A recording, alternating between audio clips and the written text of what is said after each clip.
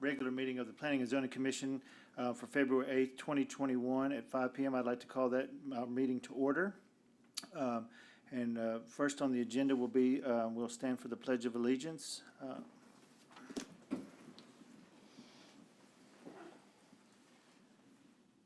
Allegiance to the flag of the United States of America and to the republic which stands, one nation, under God, indivisible, with liberty and justice for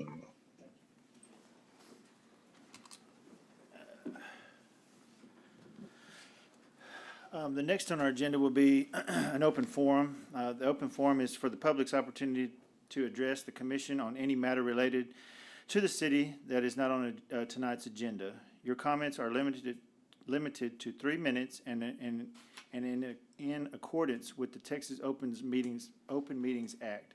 The commission generally cannot discuss, consider, or take action on matters that not listed on tonight's agenda.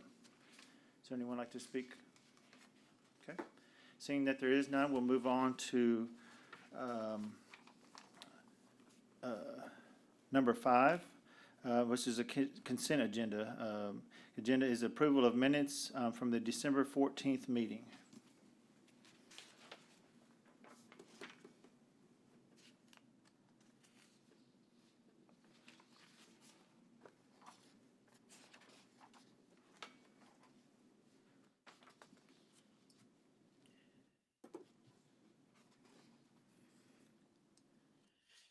Do items on the consent agenda still require a motion?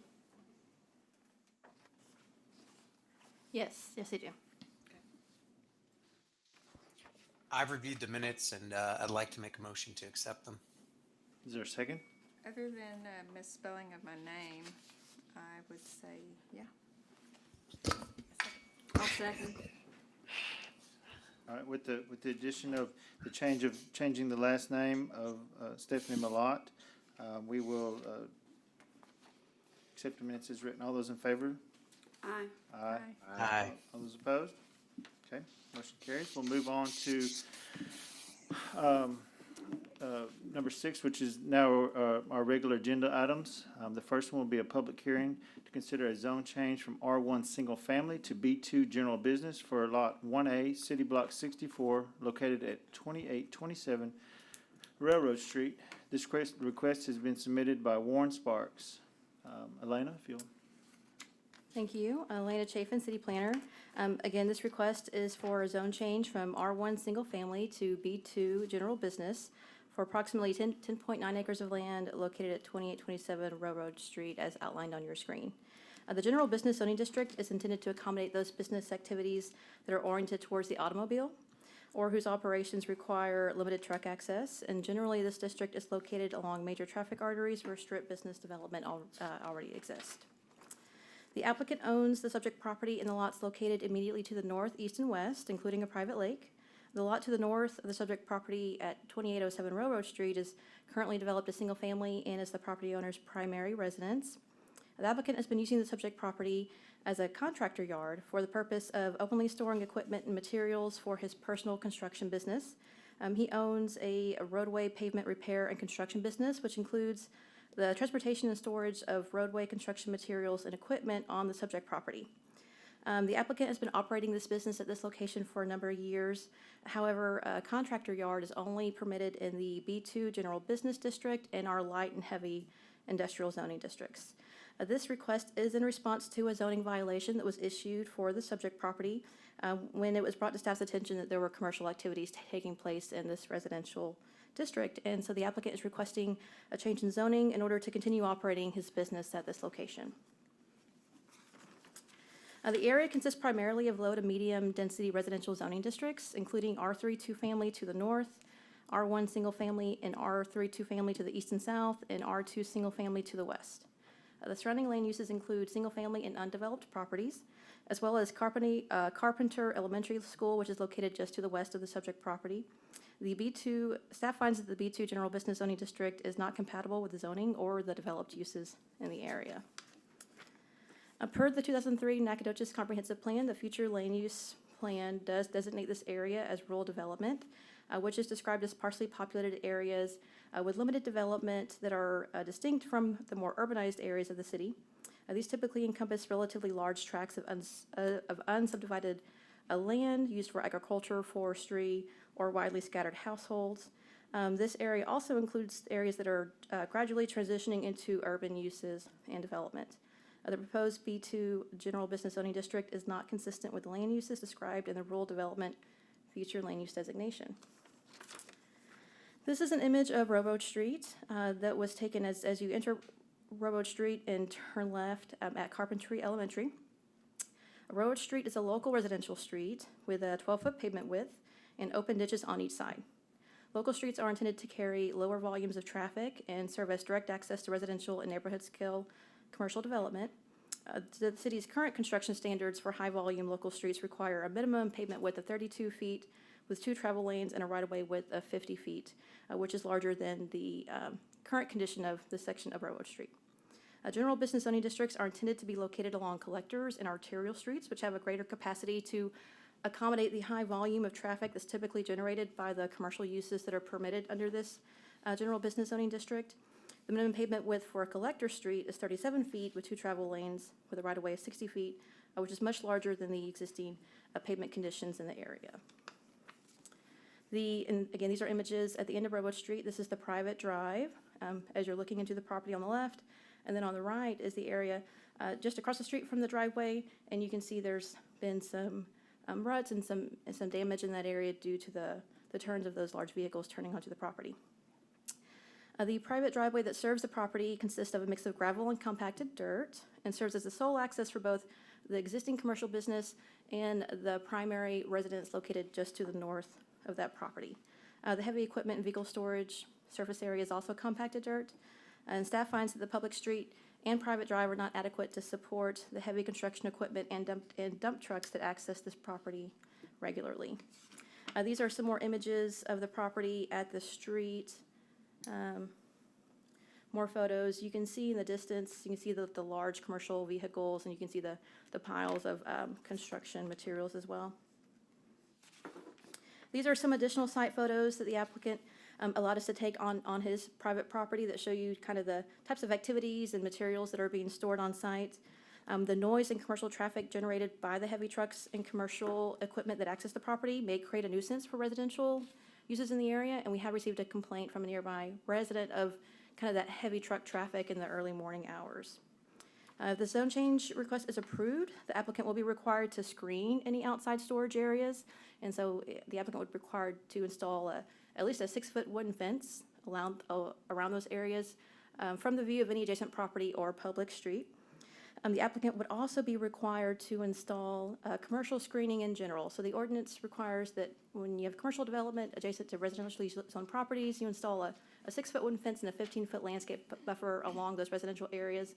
And the applicant would also be required to bring that property into compliance for that requirement if the zone change request is approved. There are also some mature trees on site that block some of the view of the activity, and those could be preserved to accommodate some of those requirements. These are just some more photos of some of the activities and equipment that's stored on site. The current land use of a contractor yard, again, does consist of open storage of equipment and materials, as you see in these photos. The noise and commercial traffic, again, generated by these heavy trucks may not be compatible with the adjacent low-density residential uses in the area. And we did send out 6 notices to property owners within the 200-foot buffer. We received 2 letters in opposition and a letter in support. Those were printed and set at your desk, and we also emailed those to the commission prior to the meeting. The primary concerns were, one, property values and how property values of one of the adjacent residentially zoned properties might be affected by the commercial development, and the other was more in line with the nuisance complaints of the noise and kind of the damage that's caused to the street by the large vehicles. In order to approve the zone change, the Planning and Zoning Commission must consider the following conditions. They're listed 1 through 8 on your screen. They include compatibility, supporting facilities such as water, sewer, and roadways, nuisances, lighting, landscaping, and then compliance with the comprehensive plan. If the zone change request is approved, other commercial activities could be permitted under that B2 General Business Zoning District. And these include, are not limited to multifamily, indoor commercial amusement, nightclubs, office, medical clinics, beauty parlors, tattoo salons and piercing studio, restaurants and bars, retail, auto dealer repair, truck stop, and then wholesale trade and wholesale storage. So just to get an idea of some of the other land uses that could be permitted under that general business zoning district.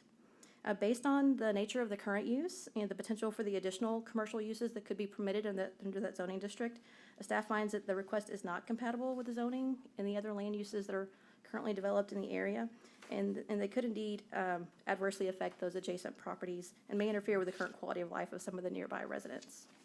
So based on these findings, staff does recommend denial of the change of zoning. This item is scheduled to be heard by City Council on Tuesday, February 16th, and the applicant is also in attendance, and I believe they'd like to address the commission. Okay, I have a few questions. Sure. One, obviously, this B2 is, would it be considered spot zoning just because of where everything else around it's R1, R2, or residential? Is that? Yes, this indeed is a example of what we call spot zoning, where you take a piece of property and you treat it differently than the surrounding properties. And case law suggests that this in essence could be an illegal zone change. They have been pushed back in other areas where you have a area that's primarily zoned and developed as residential, and you zone it commercial right in the middle. So yes, to answer your question in a more simpler way, yes, this could be considered spot zoning.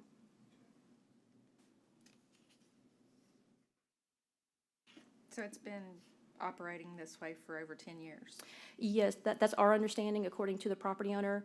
Staff was not aware of the commercial activities that were taking place because they are at the end of the street until we received a complaint from a resident. We conducted an investigation and we found that there were indeed commercial activities taking place on the property. We issued a zoning violation letter to the property owner, and in return they've submitted a zone change request, an attempt to continue the commercial activities at this location.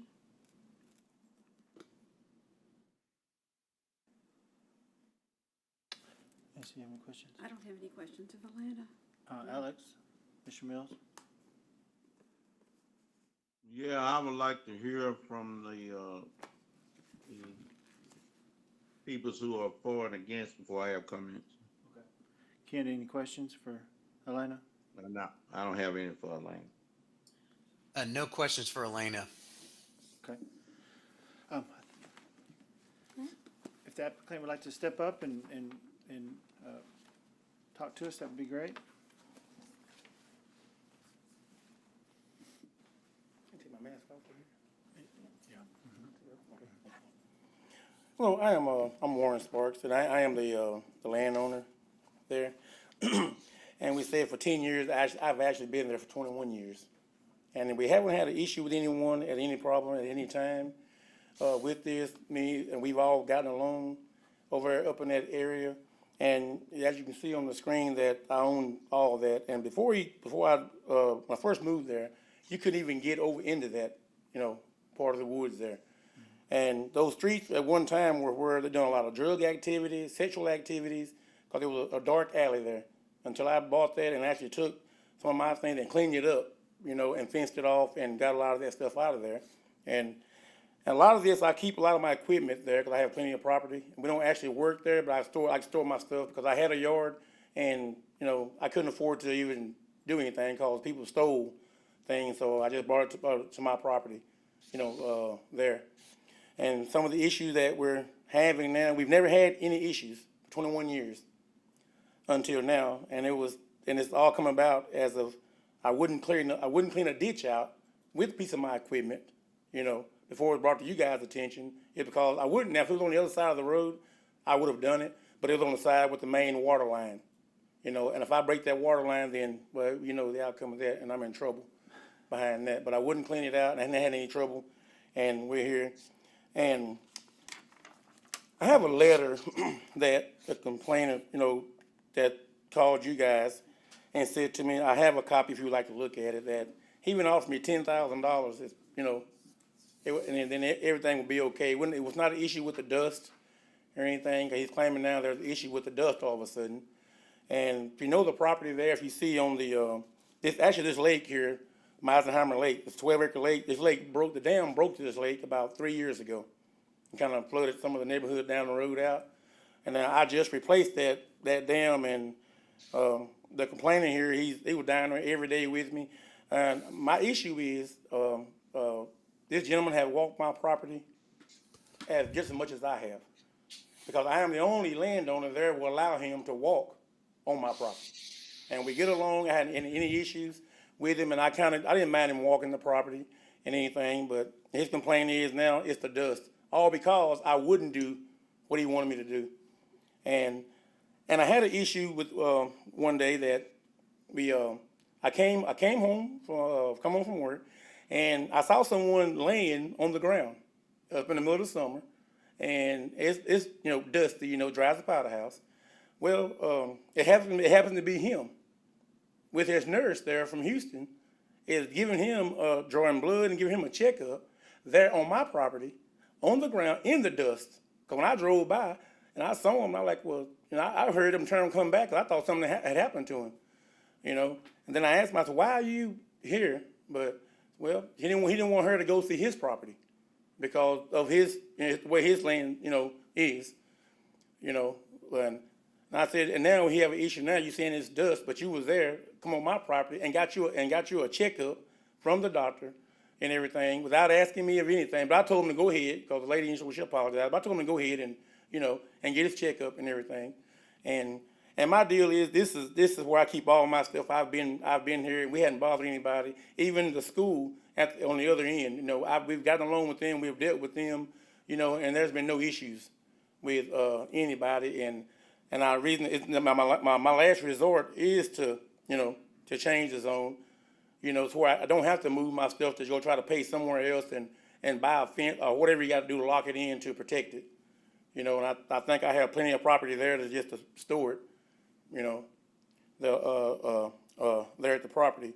And I didn't have any issue with anyone else around. I talked to Mr. Flemings that works here at the courthouse, and he's right across the way from me, or the gentleman up in the upper corner of the Thurman. He didn't have any issues, with it also. And it's just, I feel like I should be, I want to change it because that's my livelihood. That's where I plan on staying. I don't plan on moving or anything like that. So, and I would like to be able to keep, keep my things there close by so I can keep an eye on them. And I made the point to any of them, whatever it is that we could do, if whatever that I need to do to make it, okay with everybody, then, I would do it to be able to keep it there. And the issue, like I said, it hadn't been an issue or any problem with anybody over there with us. There's only 3 of us up there in that area, and nobody's been there. And like I say, on my side, that place was undeveloped completely when I retained it. And now, and there's some, and I will say this: there's some people that have came by and offered me, $300,000 for my place, but I won't sell it because I couldn't replace that, for that kind of money. And that's why I would like to be able to keep everything there, because it's right there, and my home is there, just down from it also. And with that being said, I would definitely like to, whatever we can do, to be able to stay and keep everything and keep it, and get along with everybody to keep it there. Thank you. Can I have a question? Do you live on the 10.9 acres? No, ma'am, I live just behind it, just down a little bit further. I live right in front of the lake. Okay. When did you become aware that you were operating against zoning? Well, I didn't think, when they said I couldn't have it over there, when I talked to, actually Miss Angela, I think, had come by and said that it's against the zone to have this type of stuff over here and to run a business, And actually, I don't run a business out of that yard. I just bring my stuff home, where I can keep an eye on it. We actually work mostly out of town. Some of my guys, when they leave Monday morning, I don't see them again until Friday, when they bring everything in and we, take a look at everything. So you're saying that all these years you didn't know you were in violation? Well, not really. I guess I probably did know, or I could have probably checked it out and found out if I would have been in violation, but, you know, I never thought there was any issue with it. Of being in violation with the city. Because we never had any trouble, never had any problems, and there are people there, you know, that I actually have helped with there and taking care of their driveways that are right there by me when they needed it, free of charge. I want to put that in there. So.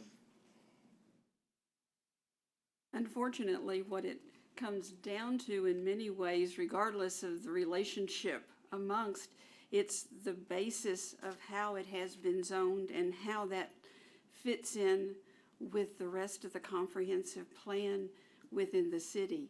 That's just a basic underlying fallacy that causes the problem now. Yeah, that key word now. Yeah. And, Now that it's come to light. yeah, and it's just, you know, 21 years and it hadn't caused any trouble or anything, and what do I just, I don't know, it's, you know, but I do understand your, you know, position on it. I guess that's why my last resort is to try to see if we could change the zone in that area. I know that some don't want to change that zone for certain reasons, you know, but, and I want to see if we can come up with something to change, if the zone, if anything that we could do to, you know, to keep me from having to, you know, move or anything like that.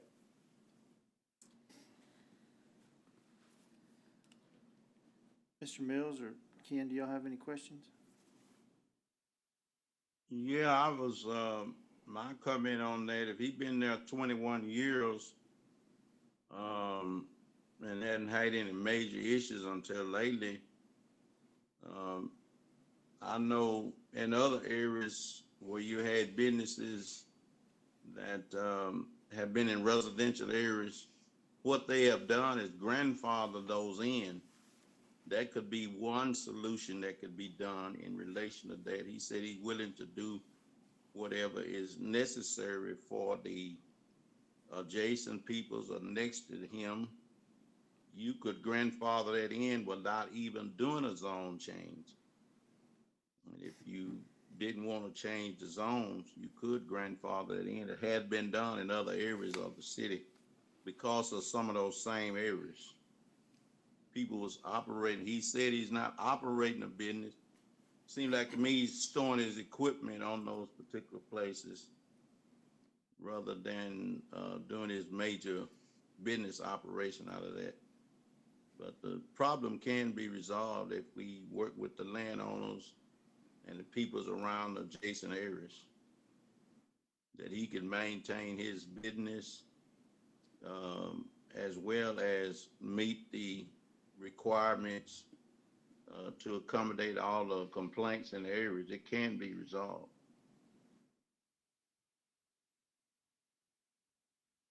Mr. Mills? What about Ken, do you have anything? And so, Mr. Sparks, Ken Deppish, one of the commissioners, sorry, I look like I'm an operator, but I'm not. So you've been there 21 years, and how many times has Railroad Street been paved or repaired since you've been driving your kind of large equipment up and down that area? The first 5 years I lived there, I hate to even say it, this was a dirt road. It was still a Okay. dirt road. And then after they finally, you know, paved it, and then they haven't repaved it since, you know. And I explained to some of the people now, on the south and the north side of the road there, well, that lake there is a spring fed, and there are springs that run under there, and there is what we call wet spots in the road, and they've been there since the beginning of time, you know, and they paved it, and even cars, it was still weakening it, you know, and then I've even put material, you know, in those same spots, you know, either asphalt, reject asphalt, or limestone, or something like that.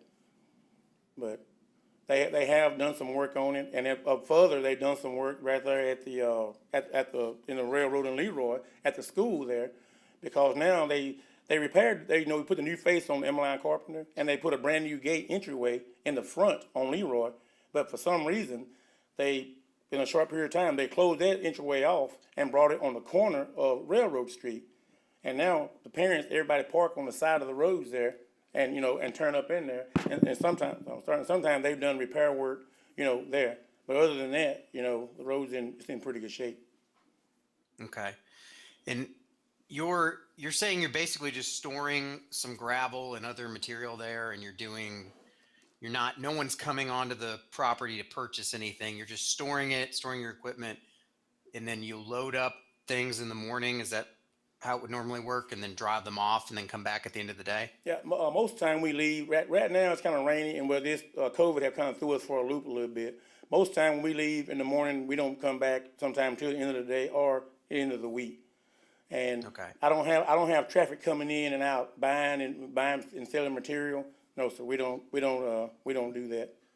What kind of timeframes do you typically say, like, how early in the morning and late in the evenings, and the things we have to think about, the noise nuisances and those sorts of things? What is your typical early morning and evening times? Well, a lot of times we leave like at I don't know where we're going. A lot of times at 5 o'clock, in the morning, 4:30 sometimes in the morning. And then we usually back sometimes at 4:30 or 5 in the evening. Cause like right now we working, kind of local because of the pandemic. And that's one of my issues that, like I say, we've left. Our time frame has been the same and getting home. I mean, pretty much, for years, and it's never been an issue. Until we have like a retaliation, it's the issue now.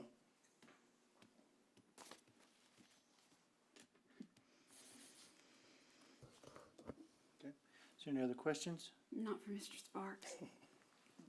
Thank you very No. much for your time. All right, thank you. Again, this is an open meeting, so if anybody would like to speak for or against, feel free to step up and state your name and. David Connolly. I am owner who filed the complaint. You have my written statement, and I really don't have much to add to that. I mean, I think I'll just see if you have any questions. Only I will clarify that, he didn't just jump into this 20 years ago with this hauling business. And it's really just in the last 15 years that he's kind of gradually built it up. Started out with just, one dump truck like any small business guy. And just gradually over the years, and especially just in the last, probably I would guess my memory's not all that great, but and probably in the last 6 or 7 years that he's really, increased the number of the 18-wheel belly dumpers, which, the worst offender. And as far as the, like I say, as I put in my written comment, the bad part of the road, I don't know exactly how many years that has been there. But the city it is a fairly large thing, and they have patched it a couple of times, but, you can't, with that hot asphalt, you can't do you can't take like concrete, you can't screed it, to get a level application on the stuff. And so as I've said, the noise is my chief complaint. One left out this morning at 4 a.m. Okay. So any questions? Any questions? Mr. Conlon? Mr. Mills or Mr. Deppish? Is that, Mr. Conlon, is that your owner's complaint, the noise? Well, no, the dust is also a complaint. As I said, where that area where he both unloads and loads the limestone gravel road base there. And so the dirt part of it mixes with that very fine powdery sand that's there naturally. And then when we get any substantial amount of rain, it creates a fairly deep, mushy mud. And then if the trucks are going through there, and he has sort of a circular drive where both the belly dumpers and the tailgate dumpers may drive through there, even if they're not, getting loaded with the gravel there. And then it's just, about 260 so feet from down to the street, and they're just very slowly rolling down there. And then once they hit the street, then they start picking up a little speed, and of course, then that mud starts falling off. I mean, he wants to deny that it's enough to create a problem, but Understood. Where is, and I'm just trying to get bearings, where is your property to this property? I'm just trying to get an idea on this map. well, like I say, from the intersection where you turn off to his property, mine is just about 200 feet. Before it? Yeah, on the opposite side, yeah. And of course, another factor that's made it more of a problem here recently is, I will say, that I've put in several hours trying to mitigate the problem myself. I tried I was down at night sweeping up the fine bits of asphalt gravel that collect down where it kind of levels out down by the creek, and putting it up in that area that they can't get smooth leveled out, trying to fix it myself, and which is also part of the reason I, was trying to get the drainage situation fixed, because without the ditches, then the water just runs all the way down the road and would wash out whatever you put in that area. I mean, it kind of helped a little bit putting some fine gravel in there, but then if you get a heavy rain, the water just would run right down the road, because we essentially had no ditches on either side between my house and the end of the street. And of course, and I'll reiterate that this was prompted by his, again, for at least the second time and maybe the third time, talked about he was wanting to buy the Thurman property he doesn't really have that much space or area for sell fill dirt. But over there now, he would have a huge area to mine fill dirt. And that's what he told me he wanted to do. More than once. So my question is, if, just say the driveway was moved to a different place, would that help in any way? I'm just thinking Well, out there's loud. just no alternative. Okay, so there's no alternative. Okay. No. Mr. Connolly, you've owned that property since 2008, is that correct? Your property? I'm not certain.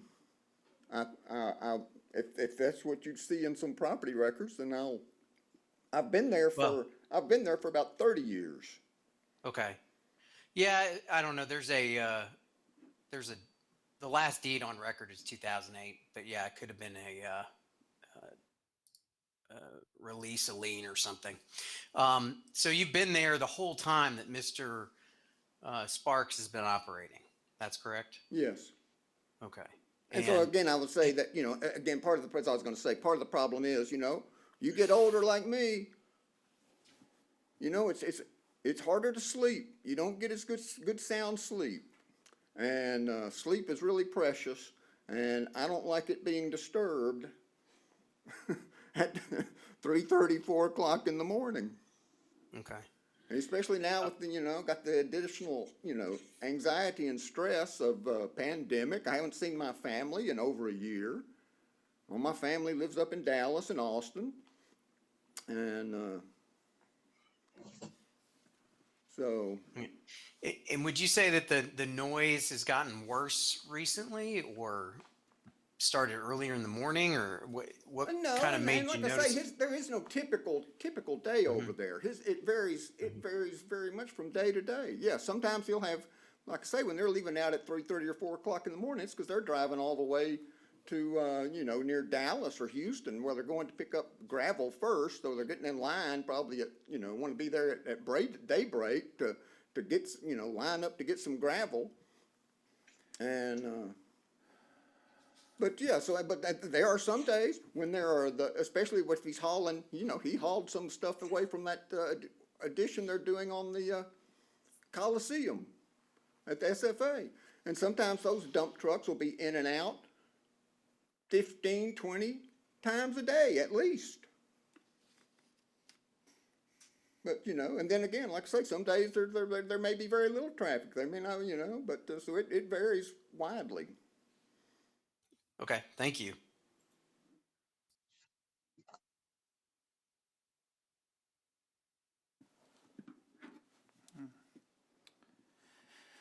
Any other questions for Mr. Conley? No. Thank you very much, Mr. Conley.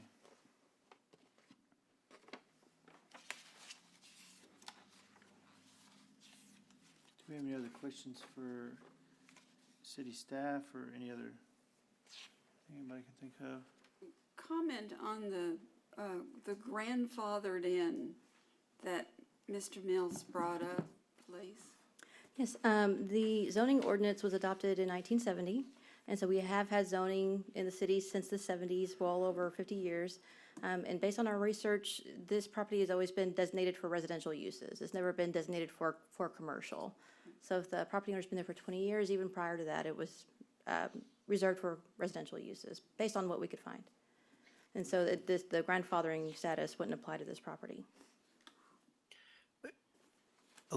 Ms. Chafin, quick question. It looks like there is actually B2 zoning about 50 to 100 feet north of Mr. Sparks' home. It looks like it's the Wagoner property. I'm looking at the zoning map on my computer, so it may be off.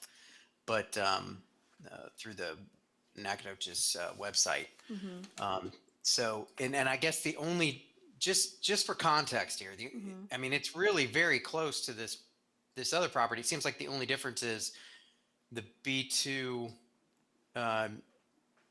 that is to the north would have street access to 21 instead of Railroad Street. Is that the main difference between those two zones, in your opinion? Well, you are correct. So that property has direct access to Highway 21 or East Main, which is a commercial corridor. And there are other commercial uses along that corridor. Railroad Street is primarily a residential street used for direct access to those residential properties. And so the actual street classification and conditions of the street are primarily, in staff's concern, or in staff's viewpoint, is what makes this property incompatible, in addition to those adjacent residential uses that are immediately to the south.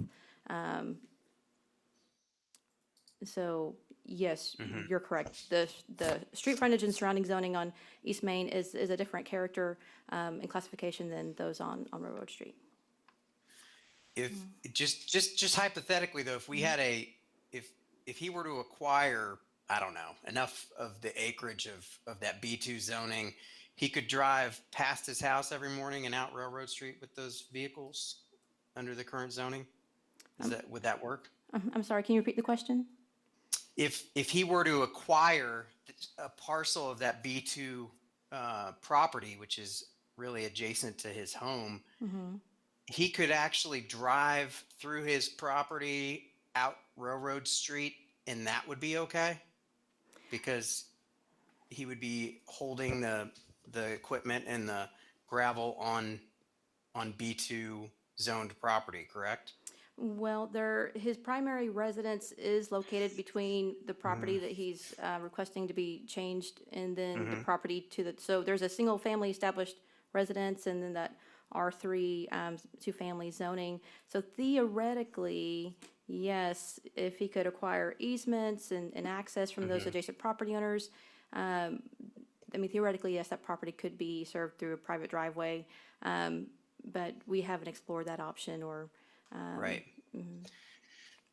Okay. Yeah, I'm just curious because it seems to me it's clear that this is an issue because it is in residential and it's not an appropriate use, but there's a potential fix there with right next door, just because of the way the layout of the property is here. And so I could see how a property owner would view that as being kind of arbitrary or capricious for us to say he couldn't use his existing property, but he could acquire a lot next door and use it. And that property. Just curious. No, that's a great question. Yeah. And the property where he actually resides, that lot immediately to the north, if that were to be changed, if that zoning were to be changed to B2 to make it contiguous, well, then his primary residence would then be rendered non-conforming. So he wouldn't be allowed to rebuild that structure if it were to burn down or flood. He wouldn't be allowed to expand it. And so it's kind of a catch-22, which it would render the primary residence not non-conforming versus the commercial use that's there today. Okay. Thank you. Any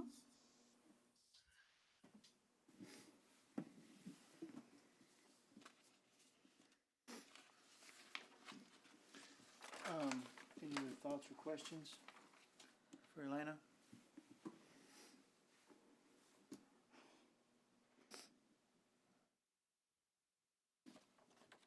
Okay.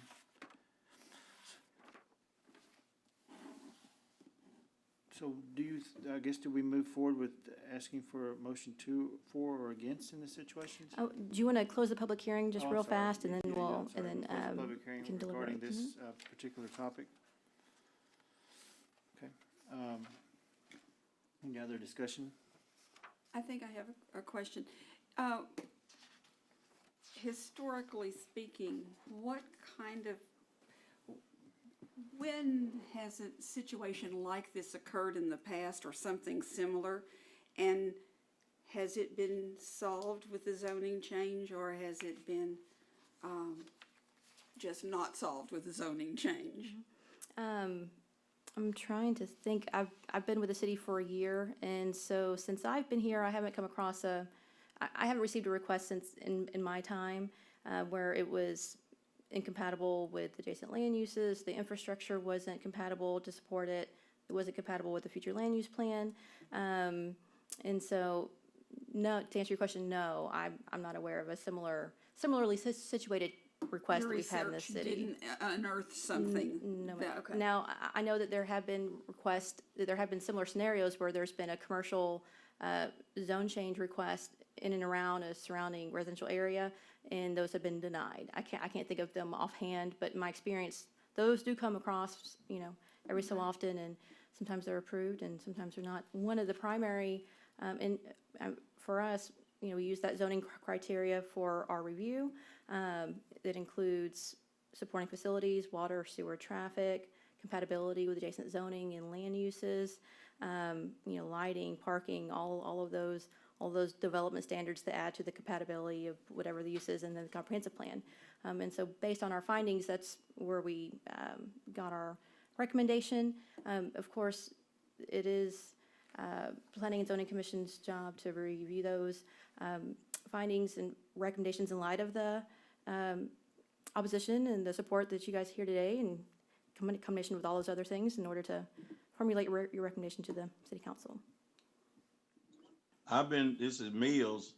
I've served on this for several years, and we ran into several situations that we had difficulties on. And what we've done, we have worked with both parties to resolve the issues.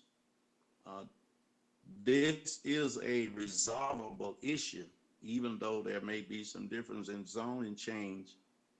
But we can, our purpose ought to be is to resolve the issue with the landowner as well as the other residents. And these things can be resolved. And what we've done before is we've taken time out to revisit the situation, what can be done. We've even had the two parties work together to come up with an agreeable solution on dealing with issues like this. And, it's a resolvable issue. It's just a matter if people want to work together, even if there is a operation or something going on that's not in the proper zoning, we can operate the city as well as the residents to make it feasible for all peoples. I think that's what our purpose ought to be. In cases like these, when we didn't come up with the answer with a yes or no, we have come back and revisited and had the opportunity for the two parties to work together to try to get this resolved, because we don't want to put a strain on one person or deny the other person. I said earlier, I still say the same thing. It's a resolvable solution. Whether we resolve it or not, it can be resolved. Well, correct me if I'm wrong. Even if a local solution among neighbors was arrived at that seemed to work out, we'd still have the basic underlying violation of the zoning code, which would put Mr. Sparks in line for more citations. Yes, ma'am, that is correct.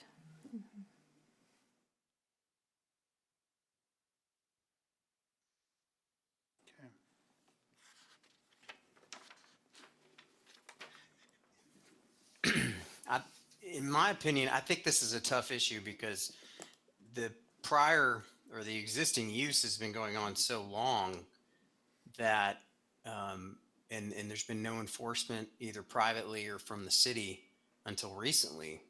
And that to me creates some issues with a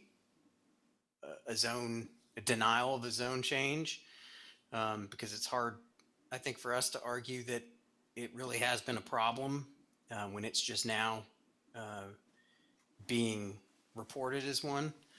Though I also have an issue with just spot zoning this with the existing roadway and the damage that's occurring, because it's just not made to handle that weight of vehicle or that size of vehicle.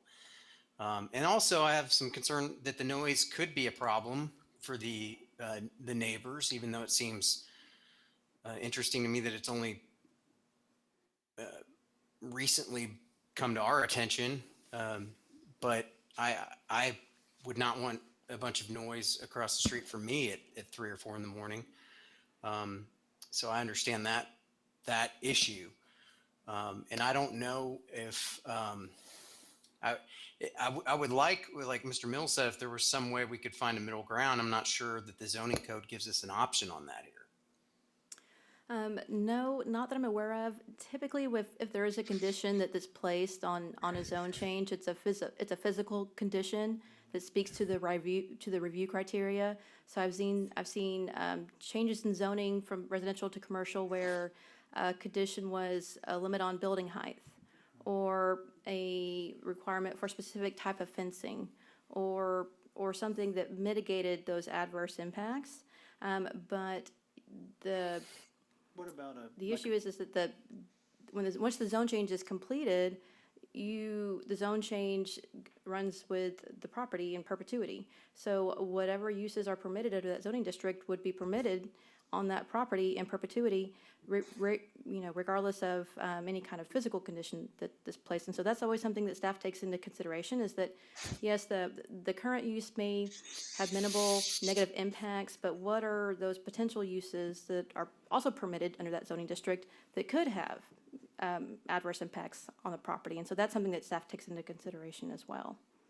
going to like a planned development with very specific restrictions or very specific conformities would not be used in this situation? I'm just asking. Yes, so no, that's a great question. So planned development districts are meant to allow flexibility and kind of accommodate those unique developments that don't quite fit into the box of the zoning ordinance, and that further the objectives and goals of the comprehensive plan. And so it's not meant for the benefit of an individual on their personal property at the whims of the neighbors. And so that's not the intent or the manner in which we typically use PDs or planned development districts. So we did consider that, but we didn't believe it was appropriate for this situation. And it's not possible, you could use a specific use permit in an agricultural district, but not in an R1, is that correct? Correct, yes. There's different land uses that are allowed in different zoning districts with a specific use permit. I can't remember offhand. The contractor's yard in the A2, but if you're looking at it right now, I can pull my zoning ordinance and confirm. And it's not uncommon to process a zone change application and a specific use permit at the same time, so that way you're kind of ensured what you're getting. And the Planning and Zoning Commission always has the option to stay the public hearing and continue it at a further date to allow staff to explore some of those other alternatives, and then we could, if at the wish of the applicant, we could always explore those as well.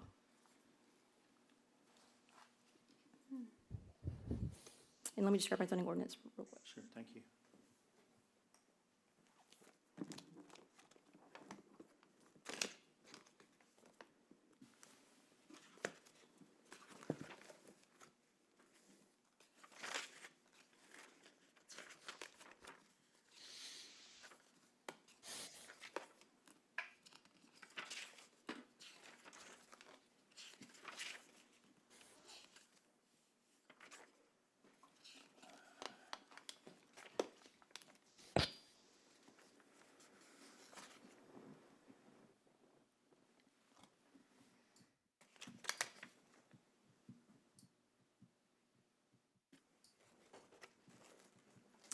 The contractor maintenance yard is not allowed by right in any of our residential zoning districts, including agriculture. It's only permitted by right in the B2 and the light and heavy industrial zoning districts, so a specific use permit would not be viable for this property. So is he a true contractor's yard, or is he just storing equipment there? He's a contractor's yard. He stores equipment, materials. He's got a storage building and a small office where people come in and check in and out. So essentially, contractor's maintenance yard isn't necessarily where you're conducting sales or where you're having on-site transactions. It's essentially where your home base is or your primary. The words aren't coming, yes.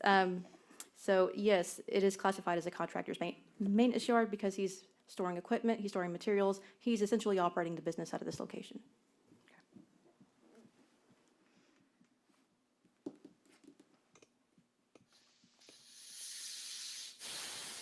So the road going down to this business is paved? It is asphalt paved. It is thinly paved and it's in poor condition, but it is paved. That's you're saying the width is not, it's not very wide either. No, it's 12 foot of pavement, which isn't wide enough for two cars to pass each other and stay on the roadway. So standard cars have to get off the road? Yes, ma'am. You have to pull over to the side. Actually, I went down to do a site visit, and on the way back, there was a dumpster truck that was coming the opposite direction, and I had to pull off into the ditch in order to let it pass by. So just to give you an idea. On a city street? Yes, ma'am. Well, I feel like, given the circumstances of this and the fact that there's no way to find a specific use permit that would put any conditions, I think that would make compatibility with the surrounding residential areas work, that it doesn't seem like it would be possible to approve this zone change. It would just be too out of character for the area. And to me, the roadway is a huge issue. So that's kind of how I feel about it. I feel pretty much the same way. I think we're all struggling with how we could help to make something work through this, but a change in the zoning to B2 just doesn't seem like the right solution here. That's where I am.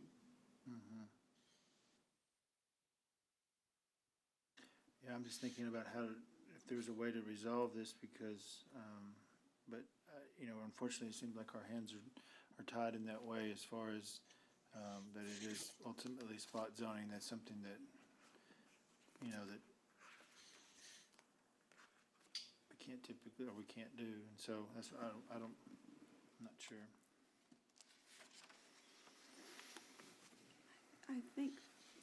I don't know if it's appropriate, but Mr. Sparks had his hand up to speak. If you'd like to call on the applicant for some clarification or questions, you can do that. Okay. Mr. Sparks, did you want to clarify anything for us?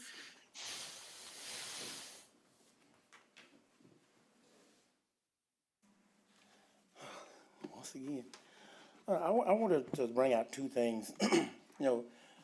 He say it's the noise or anything. Like I say, it have never been the noise, never been an issue. And where we live over there, he knows as well as I know, there's nothing ever goes on over there. The city don't come over there until we have to just beg and get them over there to do something. And the ditches there have never been ditches there. Never. On one side of the road down from his place, there's a ditch. On my side, all the way down, all the way, actually all the way down to the creek, there's never, since I've owned that place, there's never been a ditch there. You know, and actually when the city came over to, do the road, you know, I even asked them, why don't y'all build it up at least about a foot? And that'll put ditches on both sides of it. But they built the road the same level, the same width it was. You know, there was nothing cut out for it or anything, you know, to do that with. And so, but there's never ever been any, you know, and the only people go up and down that road. If someone goes down that road, they're up to no good. I just put it that way. No one travels that road, you know, but us. And the road is so narrow, and Mr. Connolly, his vehicles are sitting at the very edge of the road. You know, in fact, one day, one of his car rode in the road, and a guy was coming to see me and hit his car, because he was out in the road, because he can't get in his driveway. But that road has always been, you know, just the same width, narrow road. It was just, like I say, it was a trail to start with, you know. And we have, you know, I can say, I know I have, you know, I've developed that, you know, place from that side all the way back to the lake side, you know, and like I say, I understand about, and if there is noise, I talked to him, and I told him anything I need to do to stop the noise, whatever I can do to make it work for everybody where it's not any noise or the roadways, I would definitely offer my service to do it. Whatever we can come up with to do it, you know, on the road. And like I say, and once again, I know Mr. Connolly is getting older and the dust, but I do have a letter here that I'd like to give you guys if you need it. But $10,000 is not going to fix your health problems if you're afraid of dust. You know, that's what he wrote me a letter and said it would be okay. You know, and he even stated in the letter that he said, you know, he called Miss Chaplin, I think that's you. He called her and talked to her about it. But, well, I don't call the dogs on you now, but it's too late. You know, I should have offered you this for the $10,000 and then. But my point is, that's not going to fix anything of that issue.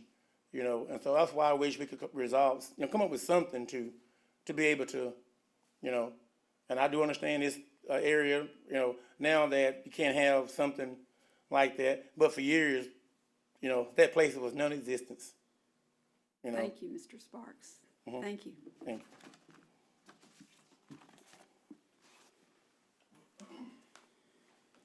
Can I make an additional comment? Well, RJ, Commissioner, the public hearing portion is closed, and so typically the commission can recall applicants or staff for Q&A, but typically the public hearing, once that's closed, we don't allow any more public comment after that.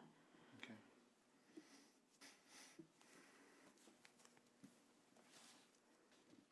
Any other questions or thoughts?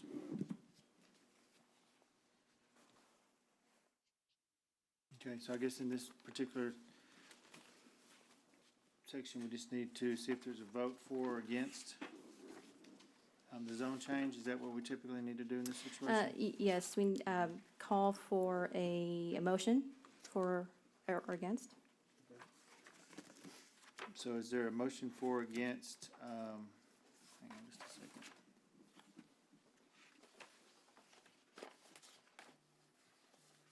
Is there a motion? Need a motion to accept, to approve or disapprove. Is there a motion for? But you want a motion? We asking for a zone change. So you want a motion for his request?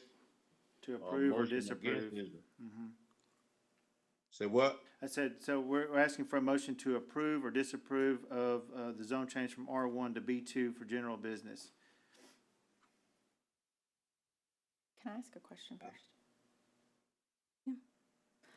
So if we disapprove a zone change, then what happens for the applicant? So we will take this item to City Council, and we will take forward your recommendation for denial, and then City Council will take that into consideration along with staff findings and any kind of public input that they receive when they make their final determination. So if he's disapproved for the zone change, then what?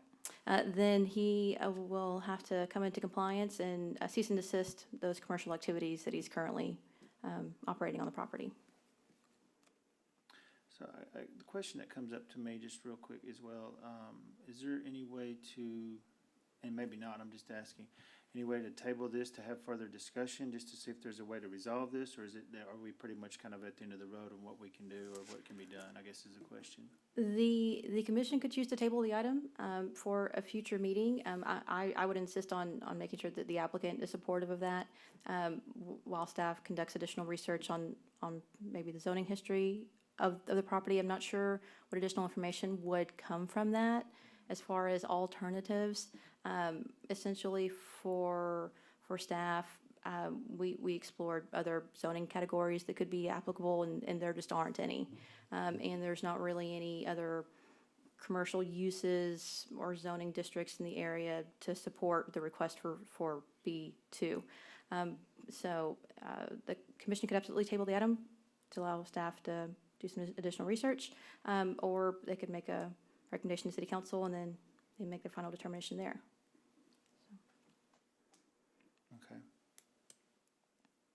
Any thoughts from anyone on anything? Do you need a motion to table the item? Yes. I make a motion, we table the item until next month's meeting. I second the motion. All those in favor? Aye. Aye. So, Aye. okay, so, motion passes. We will table that until next month's meeting, just to further, do some further investigation and further, thoughts on this as well. All right, and so we will bring this back to the March Planning and Zoning Commission meeting. Perfect. All right, we'll move on to regular agenda item number B, a public hearing, consider an amendment to the specific use permit for an existing mini warehouse storage facility for Lot 1, City Block 72 of the Maxwell subdivision located at 6825 North Street. This request has been submitted by DNS Blacklot Family Limited Partnership. Thank you. This request is for an amendment to a specific use permit for an existing mini warehouse storage facility, 6825 North Street. The purpose of the amendment is to add a 2,500 square foot storage building that was not included in the initial SUP site plan that was approved by City Council in May of last year. Per the zoning ordinance, a mini warehouse facility is allowed in the B2 zoning district with approval of a specific use permit.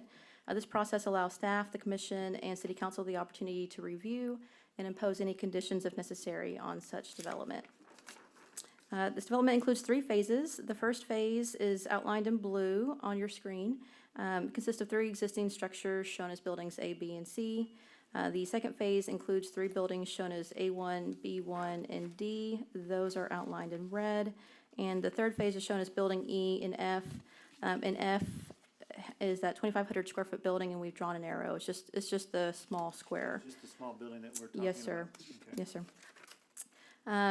The property is located immediately south is also zoned B2. It's currently developed as a beverage warehouse and distribution facility.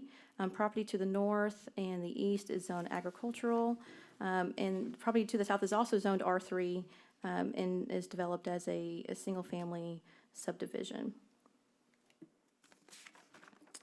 The future land use plan does designate this property as commercial, and so the request is consistent with the future land use plan, and the approval of the amendment to the SUP would not change the underlying zoning district or those uses that are permitted. So staff finds that the amendment, the request to amend the SUP is in compliance with the comprehensive plan. The office hours for this facility are between 9 a.m. and 5 p.m. Monday through Friday, and Saturdays between 9 a.m. and noon. The facility is gated, and daily gate access is restricted from 10 p.m. to 6 a.m., thereby reducing any opportunity for noise nuisances at night. Additionally, there is an existing detention pond and some large vegetation and trees that are located to the south and west of the property that serve as a natural buffer to that adjacent residential neighborhood. This is the view from the end of that residential street. Staff finds that the proposed land use is very low in intensity, and there have been no code enforcement complaints or nuisance complaints on the property since it's been developed. We did send out 12 notices to property owners within the 200-foot notification area, and we haven't received any contacts for or against the request. The conditions for approval, which the Planning and Zoning Commission must consider, are outlined on your screen. Based on the findings outlined in the staff report and those that we mentioned during the presentation, staff does recommend approval of the amendment to the specific use permit. And this item is scheduled to be heard by City Council on Tuesday, February 16th. And we also have the applicant in attendance, and he is remoting in. And so if the commission has any questions for the applicant, he is available. And that concludes staff's presentation. So this has come before us before for, I guess, for another phase. Is that what's happening now? I mean, I guess I'm just understanding what we've voted on this before. Is that correct? And so it's just a different Yes. phase or something? Mhm. Just trying So, to figure out what we're doing here as far as. no, you're absolutely right. So this is an amendment to the specific use permit. So they're just adding another building. In other words, they just decided that there was enough room for another building or something, I guess? Yes, sir. Mhm. Okay. Okay. And it looks like that will probably conclude the development there, because it doesn't look like there's any more room, correct? Yes, this is the final phase. And so after this, there's, the project will be complete. Understood. The other parts of the, like you said, I think you said in the other parts of their SUP, that they've been in compliance with everything they've done in the past with all the other phases, correct? Yes, sir. The development meets all of our standards for commercial development, landscaping, screening, parking. This is essentially just the very last building that wraps it all up. It's just gonna be storage buildings again, I Yes, sir. take it, or some sort of covered parking or something? No, it'll be storage. Okay, so storage, just more storage buildings, okay. Mhm.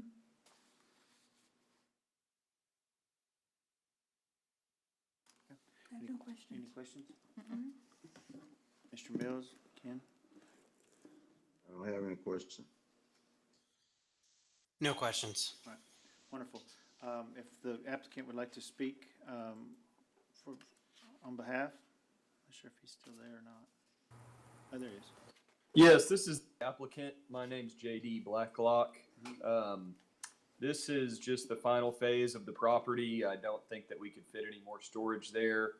And the red phase 2 is what we discussed last meeting when we brought this up. And then the green buildings are going to be the final phase.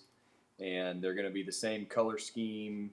They're going to be fully enclosed self-storage, same doors, and will match the rest of the property. The only thing I can see in the future, I don't think we would ever do it, but on the back of the property behind the buildings, that slope starts to slope off pretty heavily into that detention area. That could possibly be built up one day and add some type of storage back there, but I don't see that happening anytime soon. And I think it would be pretty expensive to build. So I don't see that happening, and I plan on this being the final phase. Any questions from Mr. Blacklock? Okay, thank you, Mr. Blacklock. Thank you. Any other, anyone speaking You for or wanna against? I'll step aside so we can open it up for the public hearing. Yes. Again, this is a public hearing. If anybody would speak for or against this, okay, seeing that there is none, we'll close the public hearing. And any other further questions for Elena? Okay. All right. I will entertain a motion for or against an amendment to the specific use permit for an existing mini warehouse storage facility for Lot 1, City Block 72 of the Maxwell subdivision located at 6825 North Street. Is there a motion for or against? I'll make I a move motion. to. Go Oh, ahead. sorry. Go ahead. I'll make a motion in favor of approving this amendment to this specific use permit 2021-01. And I'll second that motion and basically state that it seems like this is consistent with the previously approved specific use permit. I'm not seeing any issues with the current use of the property. I think it should be approved. All those in favor? Aye. Aye. Aye. Opposed? All right, motion passes. We'll move on to Agenda item C, it's consider a request for historic overlay district for lot 15, city block 59, located at 1609 Rayburn Drive. This request has been submitted by Kathy Williams. All Elaine? right, and at this time, I'm going to turn it over to Mr. Brian Bray, our Director of Community Services.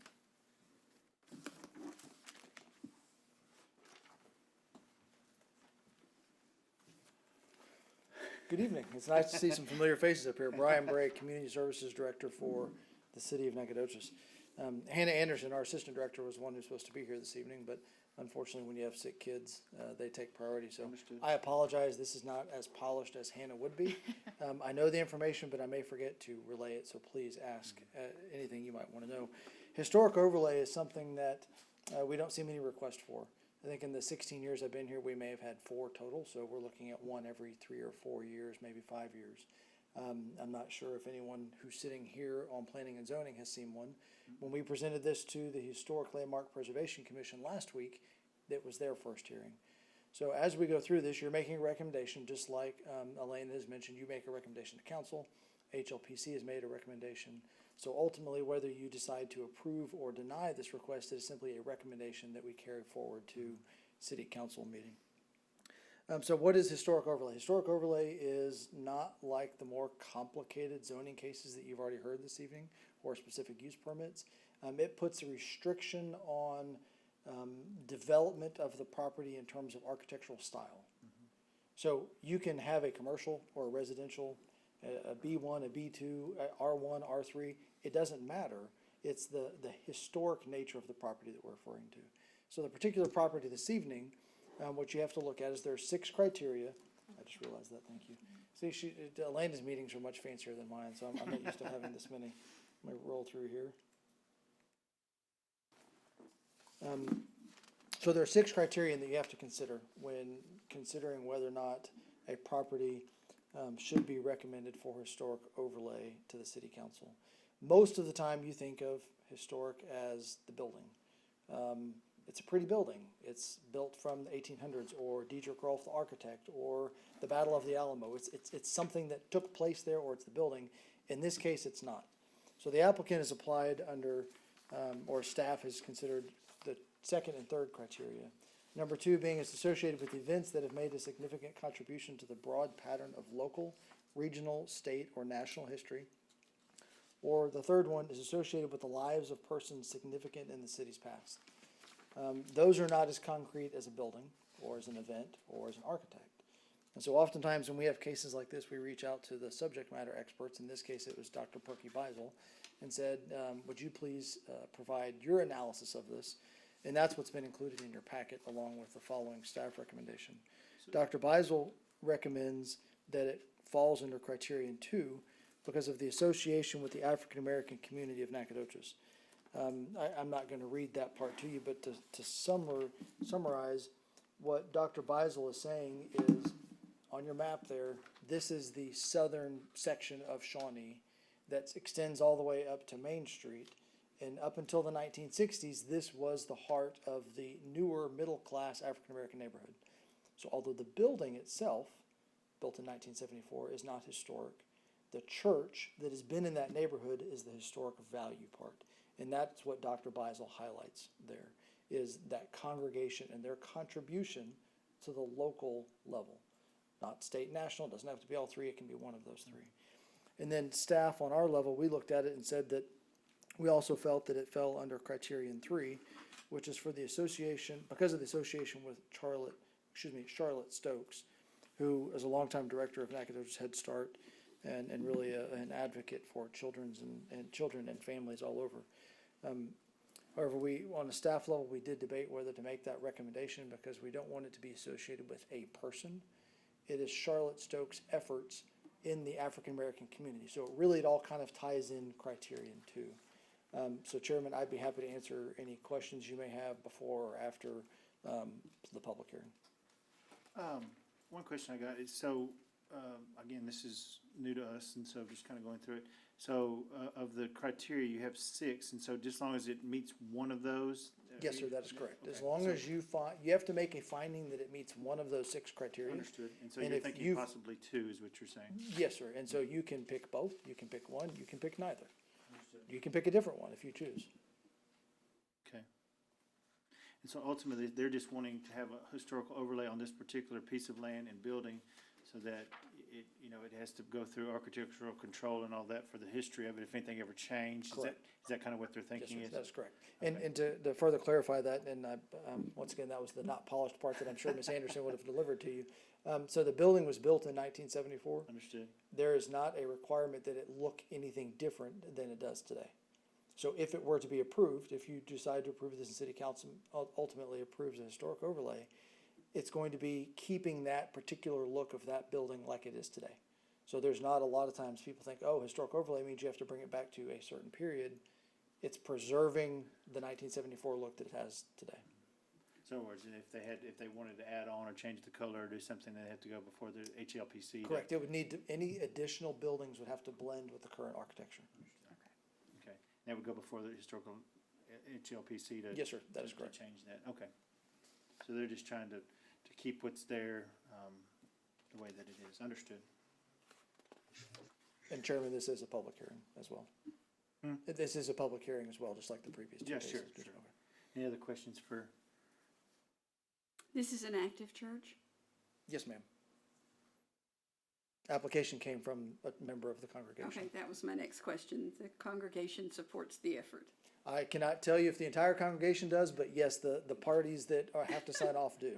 Okay. Mr. Mills, Ken, any thoughts? I have none. I got, good understanding of it.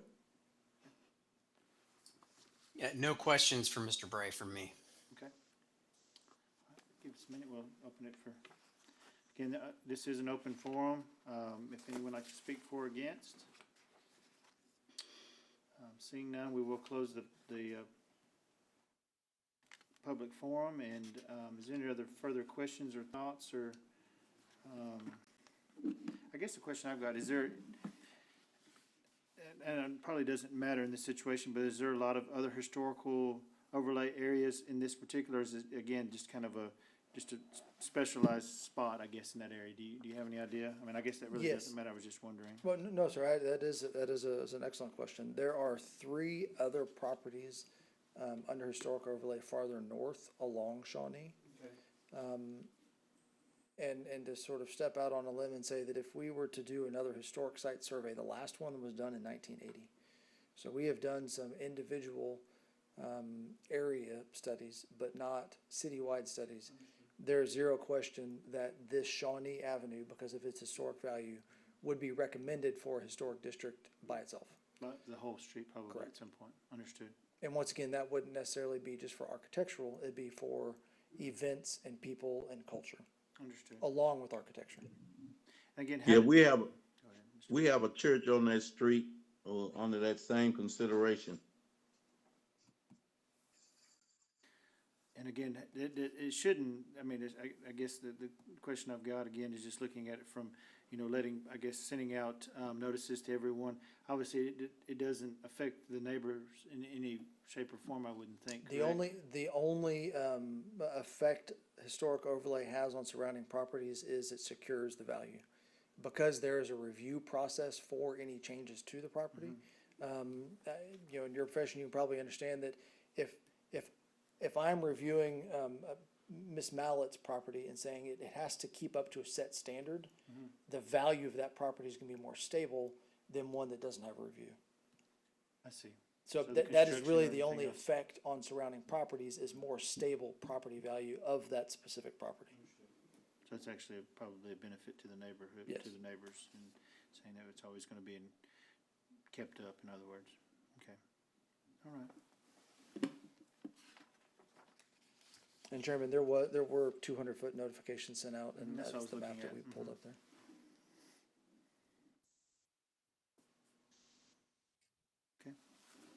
Any other thoughts? Yeah, I'll make a comment. As long as, in these situations where the property owner or congregation is supporting the change and understands what they're asking for. I'm generally supportive of these changes, and I definitely think criteria number 2 is satisfied.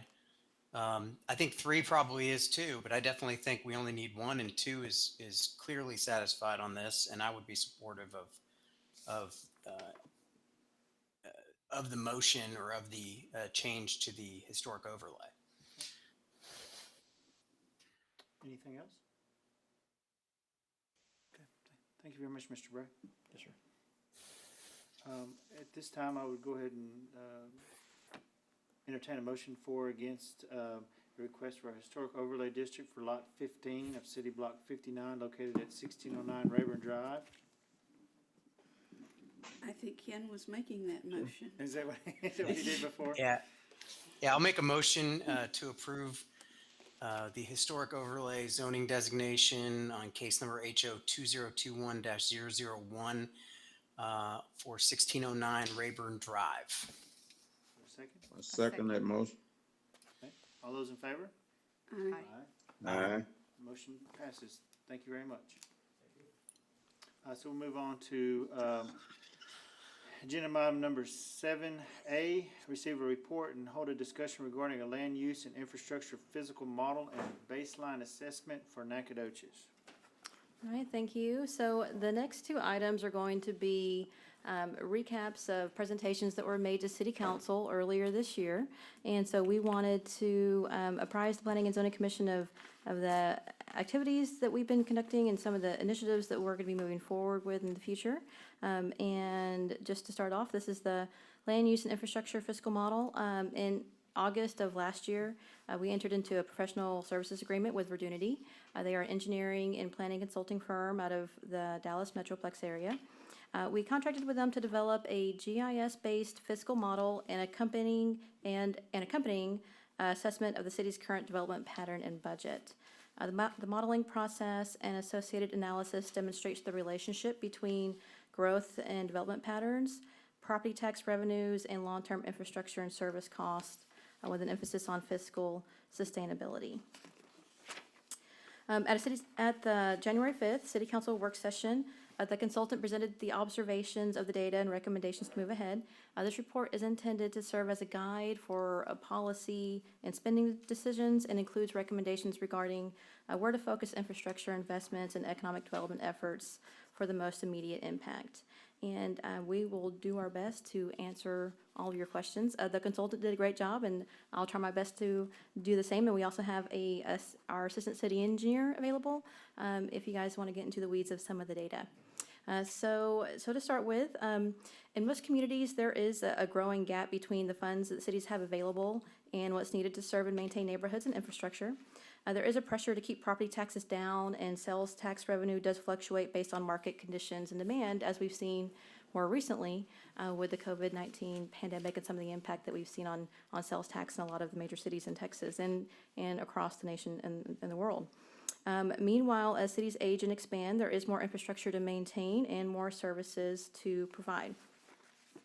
So to better understand the resource gap, it's helpful to consider the growth process of a typical American city. So every city starts as a small downtown area with adjacent neighborhoods, very similar to Nacogdoches. The town stays small for a period of time, and then when the market reaches a certain period of rapid growth begins.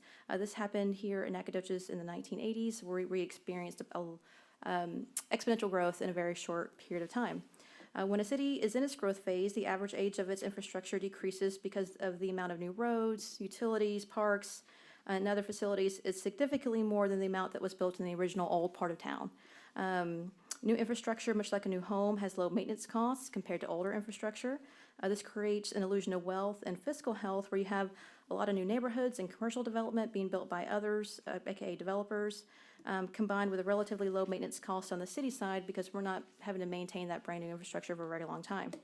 However, as cities mature and growth slows down, revenues from new growth begin to plateau while maintenance costs increase due to the infrastructure built in the growth phase hitting the end of that life cycle, so that 20, 30-year life cycle. In many cases, the costs quickly begin to outpace the revenue that's available to cover them, which forces cities to defer services and/or raise taxes and other fees in order to compensate. In addition to the infrastructure costs that come due on average from 40, 50 years after the initial infrastructure is put in, there's also costs for public safety, administration, recreation, and all those other services that increases as the city's population and service area also increases. And so when you consider the full spectrum of municipal service and cost, you find that the geographic footprint of a city plays a much more critical role in staffing demand and cost of service than density does. Ultimately, the goal of this process is to provide information that empowers city leaders to align community's development and service model with what residents are willing and able to pay for now and in the future in regards to taxes. Currently, there is a trend, the consultant did find that there's a disconnect in most cities between the services and quality of life that residents are getting and what they're willing to pay for. This process and analysis that was done with this report is intended to help open up a deeper dialogue about the resource gap and strategies to close it and for a much more apples to apples comparison. So with that, the study philosophy, and it's just outlined on your screen, so I'll read it if you don't mind. The property tax revenue generated from development in the city should be enough to cover street maintenance and reconstruction, as well as a significant portion of other basic services such as public safety administration. When property tax revenue can cover more basic services, this frees up revenue from sales tax to focus on economic development and quality of life improvements that preserve and enhance property values over time. The more a city has to rely on sales tax for basic services, the less funding it will have for amenities and economic development incentives. So there's 3 levels to this fiscal analysis. The first is to quantify and map our current property tax levy revenue up to the parcel level. The second level maps general fund cost paid by property taxes to those parcels, and this highlights which parcels generate a surplus revenue and which ones cost more to serve than they generate in tax revenue. The third step is to estimate the amount it would take the city to replace existing street infrastructure and then break that into an annual amount by parcel, so spreading that cost across the city. The results of the baseline modeling and context from other places can be used to project how different future development scenarios would perform financially, so we can take those existing scenarios and project those into other areas of the city. This is especially applicable for things like a comprehensive plan or whenever you're making decisions as far as annexing property or even zoning code amendments or the day-to-day zone changes that we request that you guys just heard. Can I ask some questions about this? Yes, Go back to that, absolutely. that one there before.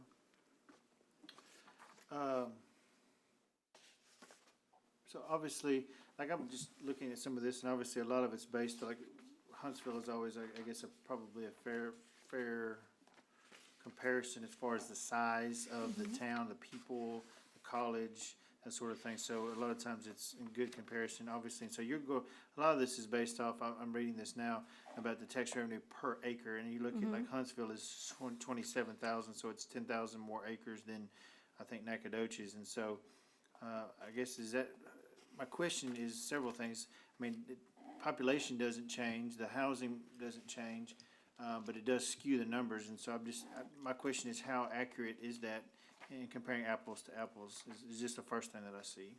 Yeah, so what they do is instead of looking at it from like a parcel by parcel, they do it acre by acre. Understood. Because you could have 5 acres of undeveloped property. Sure. And an acre of commercial, really dense property, and it's not gonna be apples to apples. Understood. And so this calculation and this model can apply to all cities whenever you're talking about net revenue per acre. Sure. And then adding in your infrastructure cost. They did include Huntsville as a sister city in the Yeah, that's comparison. right. Yes, it seems to always be the comparison between the two. So Yes, we included Lufkin, Huntsville, Tyler, Longview, a couple other similarly situated communities that also have universities as part of their community, and so I think in that regard, it doesn't matter what the actual size, how big, how small. This can be applied evenly to all those different communities because the model is the same. And so the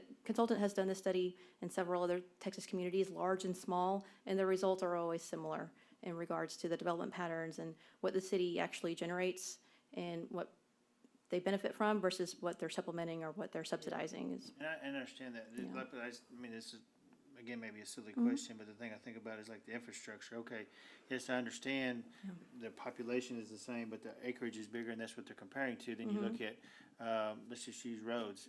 How many more miles of roads are there in Huntsville or versus here or less or whatever it may be? And so that's something to think about. I know that's, a lot of this is what this entails is obviously the road maintenance and road repair, replacement costs, that sort of thing. So, I mean, that's just the first thing I see just Absolutely. scanning through this. And so, I mean, Well, I know you don't and- have those answers, but. Yes, and essentially, I like to think of land use and roadways in comparison to the human body, right? So your street network are your bones of the city, and then your land use, your zoning, that's kind of your meat and potatoes.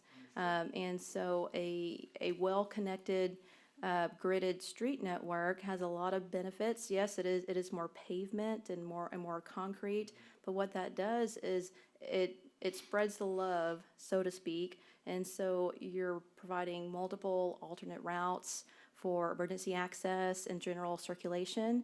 And instead of taking all of your traffic and funneling it into a few major arterials, you're spreading that traffic along a wider street network, which puts less strain and demand on your major roads, and so your maintenance over time isn't as much because you don't have as much demand on those roadways because it's more evenly dispersed throughout the community. And so when we talk about infrastructure costs, yes, you have streets that have a lot more connectedness and more of a grid. So there are more streets, there are more roads. Essentially, there is more maintenance, but because it's spread out over the community, you don't have as frequent maintenance, and so you're not fixing potholes as much, and you're not replacing streets. That maintenance goes from 20 years to 40 years because of the demand and the pressure that you're putting on all those major roadways. Does that make sense? Yeah. Our tax rate looks to be more than almost all of them. Yes, and so let's go ahead and move through, because some of your questions may be answered as we go through the presentation. So we'll go ahead and we'll keep on moving forward.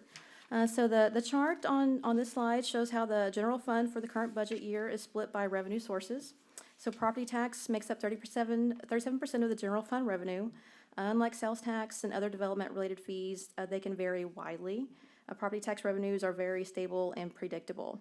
So when property tax revenue can cover a larger percentage of your basic needs, again, it frees up that sales tax revenue that can be invested in quality of life amenities and growth opportunities, as opposed to being relied on to cover basic city operations and services. The common way to raise property tax revenue is by raising the tax rate, but additional revenues can also be generated by building a more fiscally productive development that generates higher property tax revenue per acre, which is a concept that the study explains in further detail as we move along. So these charts, again, that's that kind of sister city comparison that we were talking about a while ago. They show how the city's general fund compares to other cities in terms of per capita, per household, and per acre. Typically, cities that are older and or larger tend to have a higher general fund per acre cost. This reflects additional staff, infrastructure, and those amenities that are required to serve those larger geographic areas, larger populations, and older infrastructure. More compact cities with higher densities allow service costs to be spread over more people and households, thereby lowering the cost per household and per capita. This chart illustrates how the replacement costs break out in $2020 over 5-year increments. And essentially, if the $76 million is spread equally over the next 20 years, this would equate to approximately $3.8 million per year as far as infrastructure maintenance costs, specifically for street construction. This is roughly 3 times what the city is currently spending on maintenance, which is about $1.3 million a year. About 15% of the city's street inventory is in failed or poor condition and therefore will need to be replaced soon. The city has some time to plan for replacement of the majority of its streets, however, with the large majority not needing replacement until after 2030. This map shows the property tax revenue per acre for each parcel. This is calculated by taking the property tax revenue, which is the amount generated by the property, and dividing it by size in acres of parcels. A significant amount of parcels in Nacogdoches have a property tax revenue per acre value under $1,000. And the property tax revenue per acre metric allows, again, for a more apples to apples comparison versus just looking at a parcel by parcel comparison. This map generates the net revenue per acre for current budget conditions. And so this is calculated by taking the proposed tax revenue per acre value for the parcel and then subtracting the portion of general fund cost that's been allocated to that parcel. So taking how much money is actually going into the city coffers that we're getting from that tax revenue, and then how much it's costing us to serve that development. And then the properties in red are those that generate negative revenue versus the ones in green to generate a positive revenue. This is that same map, but it includes the addition of unfunded street liabilities to the parcel. So that same map, you tie in unfunded street maintenance, and then you see that there is a change in the red versus the green colors. This chart here summarizes how the parcels in different zoning categories and lot sizes perform for current budget and budget plus street deficient conditions. So you see there's a common trend, and this is across single-family, multifamily, and commercial development, that the larger tracts tend to not perform as well as the smaller ones. A smaller piece of property that has the same amount of buildings or the same lot coverage, again, tends to perform higher than the larger buildings because you don't have as much vacant property or wasted space. So you have more improvement value per acre. This chart illustrates that as lot sizes and improvement values go up, the property tax revenue per acre declines. This trend is true in almost every city that the consultant had modeled. If a city is looking to maximize property tax revenue per acre, the consultant stated that the most effective strategy to implement would be to prioritize smaller lots. This is a very powerful chart when we're talking about trade-offs for lot sizes versus service costs and tax rates and so forth and so on. And it's also important to look at the context of the development and not just the parcel or the building. And so the next couple of slides kind of highlight that comparison. This slide compares the revenue per acre generated by a mixed-use block in the downtown versus the performance of a typical suburban pad site. So this is your Taco Bell on North Street. So you see the revenue per acre is a lot higher for our downtown mixed use versus kind of your general commercial retail along North Street. Why is that? Because of density, or why would that be? Yes, density is a huge part of that, and so you see that development along North Street. It's got a lot more unoccupied land, a lot more parking, and so on North Street it's essentially all you're building, and the only thing that's not building are the public roadways. And so you're really, when you talk about maximizing the property and efficiency, it's the most maximal use of that property. And that's something that's kind of unique to older downtowns in your mixed-use developments. Okay. So if you had more businesses on that half acre, you'd be more compatible with the downtown? Yes, if you were able to maximize that property more efficiently and actually have more occupiable commercial space versus parking and drives, and it's not just that, it's also like the nature of the use as well, then yes, it would have a much higher return on investment. And we'll see that as we move through these slides. This slide illustrates how a stretch of downtown street is able to produce more than 3 times the revenue per acre of a big box store while occupying less area. And you see those physical characteristics. The image on the right, is a huge parking lot out in front. There's some area that's been reserved for detention, the pad sites. There's a lot of open, quote unquote, wasted space that could be better utilized by occupying the property with buildings. This slide shows. That's kind of a catch, isn't it, though? If you have that big building, you have to offer enough parking spaces.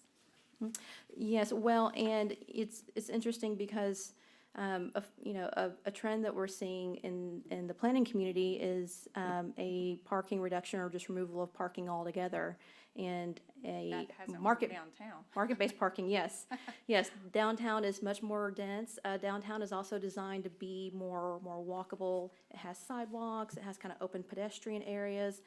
The buildings front onto the street, and so it's much more pedestrian friendly as far as kind of creating that environment where people don't necessarily need a car. They can walk. They have the ability to park somewhere else and then walk, and so that adds to that environment and kind of compact development because it is walkable. So if you didn't have that, then it would really change the whole nature of the development. And so your big boxes are auto-oriented.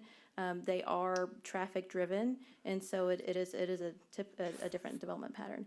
But across the board, we are seeing just trends in general of reducing automobile parking altogether. Oftentimes, these businesses are parked for ultimate demand, so how many people are going to be there on Christmas Eve versus how many people are going to be there tomorrow night.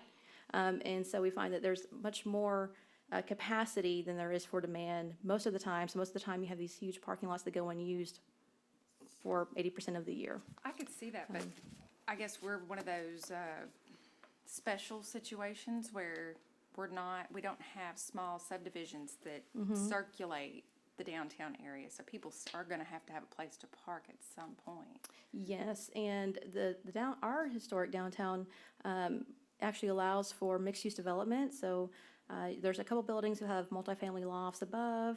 It also allows for just standalone multifamily, and then if you go along the perimeter, you'll see there's some kind of low, mid-density residential development happening. But you have to have that kind of core density to allow that walkable mixed use. It's a numbers game, really. And so you have to get people actually Because those come people down have and to have a place to go eat, buy Yes. things, and we don't have that just yet. Yes, we are working towards that, and we're going to talk about that in the next item. All right. So I think this study really was telling us something that we already knew and kind of putting some numbers to it and giving us some guidance on where we should invest those dollars for the highest return. I have a quick question. Yes.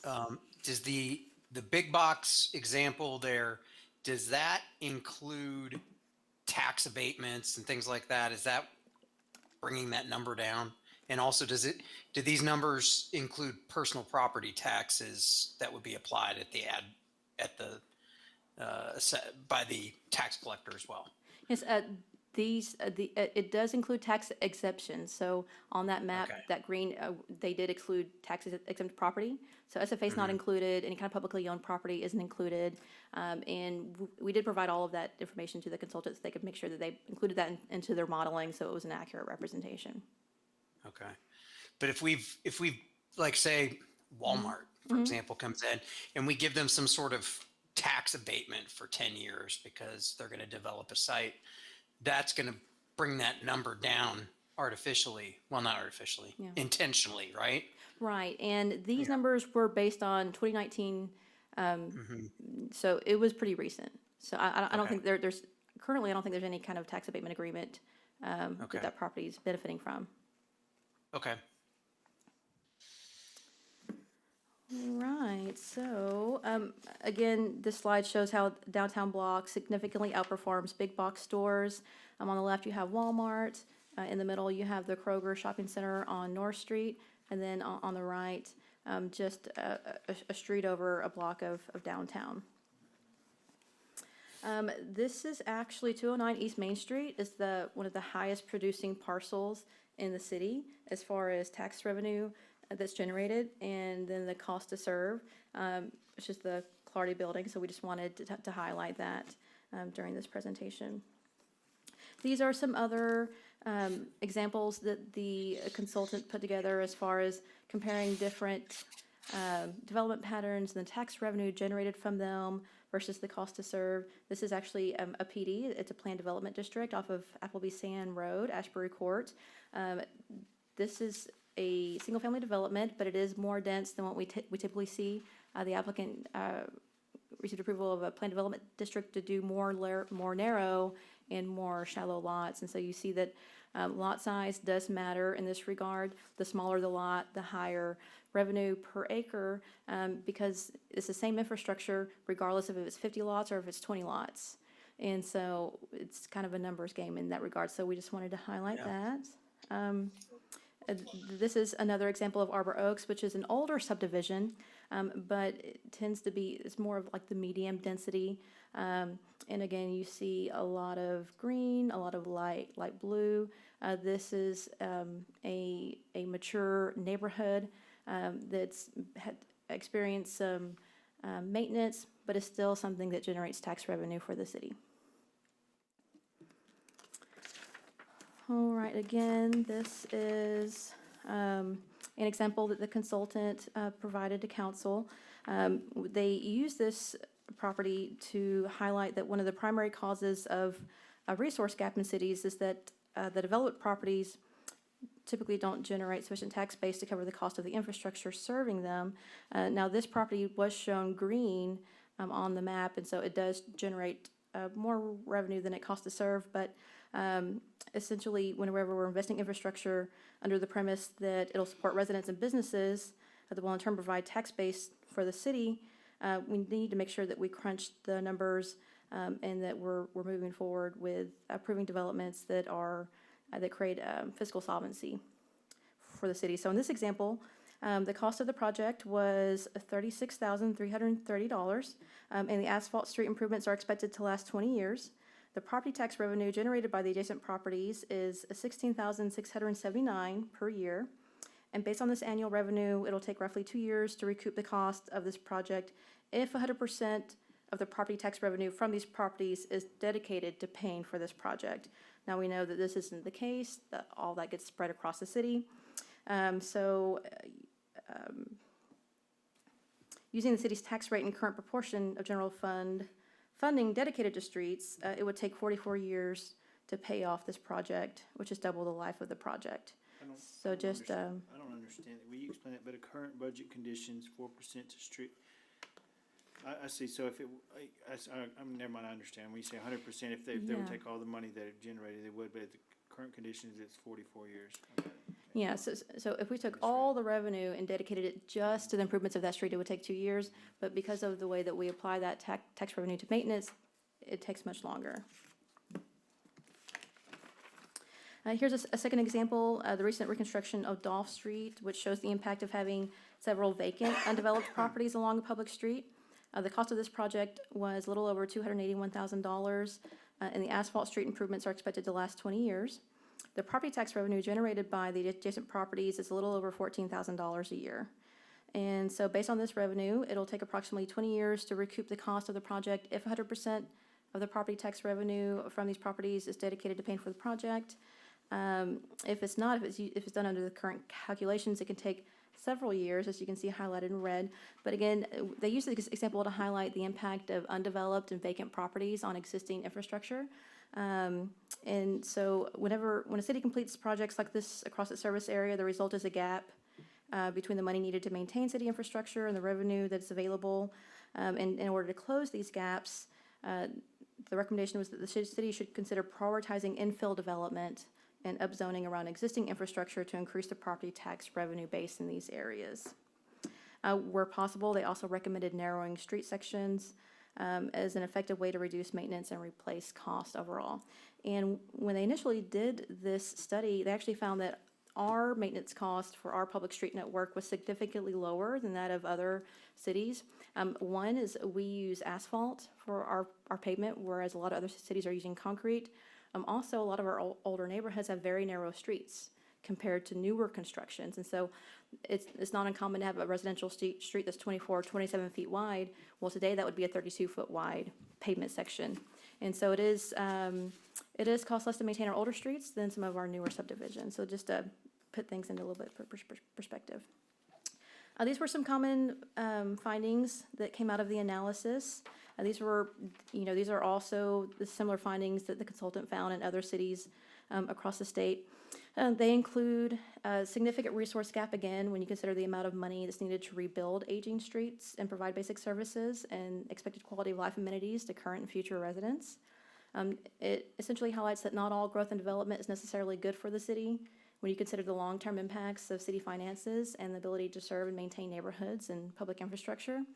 And that the older traditional grid neighborhoods like your downtown and those surrounding historical areas with the smaller lots, more narrow streets, typically outperform newer suburban-style development with larger lots and wider street networks. High return on investment parcels and developments typically have the following characteristics. High ratio of building footprint to lot size, as we just talked about with the Taco Bell in the downtown example. Multi-story structures, narrow lot frontage, like we just mentioned, smaller lots, or larger real estate lots with high-value homes can also have a higher return if they have minimal infrastructure. So those properties that are on septic instead of city sewer, and water wells instead of water, city water, and then, of course, your narrow streets with the open ditch. Some of the major takeaways and recommendations that came out of the study, and I'll just briefly go over these. Property tax share of general fund revenue is only 37%. This does put extra pressure on the sales tax and other funding sources to cover basic services. The consultant recommended a goal of property tax revenue that was at least 50% or more of the general fund revenue. A general fund per acre is low when compared to what it will likely need to be to sustain services and quality of life amenities in the future. The current general fund per acre average in the city is about $1,600. At the current tax rate and general fund revenue source ratios, it would require approximately $1,800 per acre to cover existing street infrastructure liabilities. And in order to accommodate future increases in service costs that come with horizontal and vertical expansion and population growth, the city is likely to need to get closer to that $2,000 per acre on average, with 50% of the general fund coming from property tax revenue. Also, 50% of the city's service area is developed. Developed parcels generate 88% of the city's property tax revenue. Just 22% of the city's parcels are currently generating $1,000 per acre and higher in property tax revenue. Other continued takeaways and recommendations. The small lots are the highest producing parcels. The two smallest lot segments, which are the quarter acre and quarter to half acre, both net over $800 per acre, even after budget and unfunded street costs are considered. A large majority of the city has a traditional grid pattern with small, narrow lots, which is the framework for your higher producing development patterns. The consultant stated that the fastest way to close the city's resource gap is to prioritize and coordinate economic development, housing, and CIP investments into infill and redevelopment in the downtown and the surrounding areas. This includes promoting and incentivizing growth and infill in the city center and existing neighborhoods in order to maximize the return on investment for all of that existing infrastructure that we already have in place. They also recommended that we consider evaluating fiscal impact of new developments, including a future infrastructure replacement cost, so that we can make better decisions and have a better understanding of those long-term costs and service impacts. All right, and this is our last slide. There's a variety of ways fiscal analysis can be used to frame discussions and inform decisions in our community. These range from a high-level strategic planning discussion to zoning policy, capital improvement program development, economic development, and even comprehensive planning. And so all these can be connected back to that central question of how does this activity or investment impact our community's resource gap and our ability to serve residents. And so when the consultant introduced this item, there was a lot of discussion on our current development patterns and our current infrastructure capacity and where we should be investing those dollars. And in the past, there's also been a lot of discussion with council about prioritizing infill development in and around the downtown area. So the city kind of told us what we already knew, but put it in a fiscal lens so that it could kind of take the emotion out of the discussion, and we can really help prioritize not only where we're putting our infrastructure, but where we're incentivizing that type of development and what type of development that it needs to be. And so we expect this to kind of be the foundation and the groundwork for some future plans and studies that we're going to be moving forward with, and we'll talk about those in just a minute. And we did provide a link to the entire study in your packet. I know it's a lot of information, and I tried to cover it as best I could during this presentation, but we do expect that you guys have a lot of questions. I'm happy to answer any questions that you may have, and if I don't have the answer, I will get back to you with the answer. And we also have our assistant city engineer here on hand in case you guys want to get into the weeds of some of the engineering numbers. This presentation was very well received by council. and something that we'll probably be utilizing more in the future as we talk about future CIP projects and our capital improvements program. So that brings a point. What ultimately, what is going to, I mean, yes, a nice presentation, and I get a pretty good idea of what it's about. But ultimately, what is going to be done with it? I mean, I guess that's going to be the question that everybody asks. We have this nice presentation, but is that going to, how does that help focus rebuilding roads? Does that mean that they're going to start talking about talks of, tax increases? I mean, I guess where does the road take us from this now, I guess is the question. Yes, so City Council is actually having a retreat, I believe it's the week after next, and they're going to be talking about city goals, objectives, kind of big picture policy decisions, where the city wants to move in the future, how that's going to impact the budget, how that's going to impact our economic development incentives. I think for a while we've been investing in commercial incentives and trying to attract jobs, which is essential to any kind of economic development program. But I think what this highlights is that there's an argument for incentivizing residential, mixed use, that kind of infill incremental development that tends to kind of naturally happen on its own, and that the city should take a bigger part in incentivizing some of that and actually taking action to invest in projects that would catalyze or be a catalyst to those types of activities. So being more intentional in our policies, being more intentional in our budget, and making sure that when we're making land use decisions and public infrastructure decisions, that we're doing it with a higher return on investment than maybe we have been on the past, and just being more intentional. And so we're also going to be engaging in a couple of other long-range strategies, which this will kind of be the framework for. And we'll talk about those in just a minute. But yes, it's all about being more intentional, being more fiscally conscious, and making sure that we're utilizing our resources, and that we're not just approving development for the sake of development, but we're approving development that's going to have the highest return on investment for the city in the near and long term.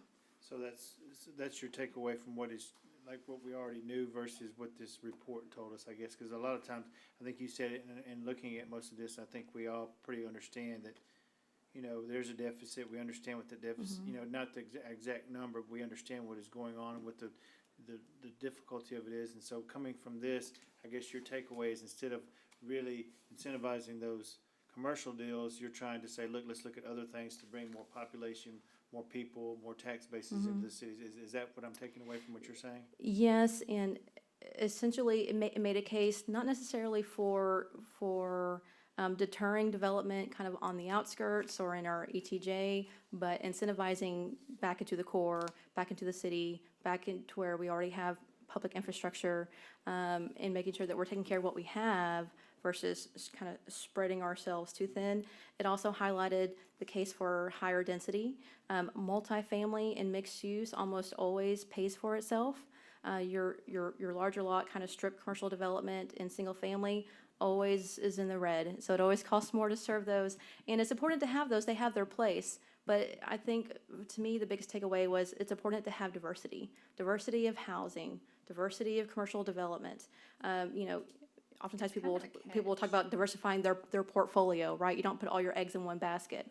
And so it's important to make sure that yes, we have our single family and our estate lots because there's a market for that and our community demands it, but we also need to make sure that we're providing those other housing types and development patterns that help us pay for those types of developments, and not just pay for them, but create enough tax revenue where we can reinvest into the city those quality of life improvements, those parks, those open spaces, those economic development items. And we essentially can't do that unless we are more intentional about higher density, smaller lots, and filling some of these vacant properties, versus continuing to build out, essentially. So my final question, I promise. This has run long, and I apologize, but You're fine. the last one I have, I think I heard you, just want to make sure I understand. So what the plan is next is for this development meeting or retreat for the city council to come up with a plan for,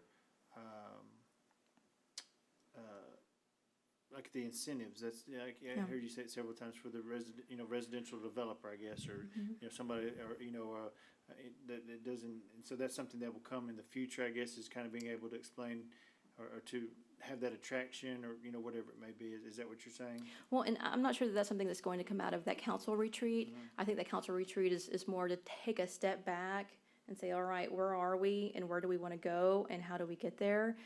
City council did give us direction in January to move forward with a couple of RFQs, requests for qualifications for some long-range planning initiatives. And we'll go into more detail on that for just in a minute. But one of those is a comprehensive plan, which would include a housing needs assessment. Essentially, it's a inventory of our current housing stock to figure out what we have and what we don't have and what kind of gaps that we can identify, and then identify strategies to fill those gaps and make sure that we're actually meeting the market demands of our community. And that will also identify specific strategies that we can put in place to help push that forward. We're also going to be doing an RFQ for our downtown master plan, which will have a retail market study to identify, again, an inventory of our current land uses, what we have and what we're missing, and kind of what the demand will be in the future that we need to plan for and incentivize.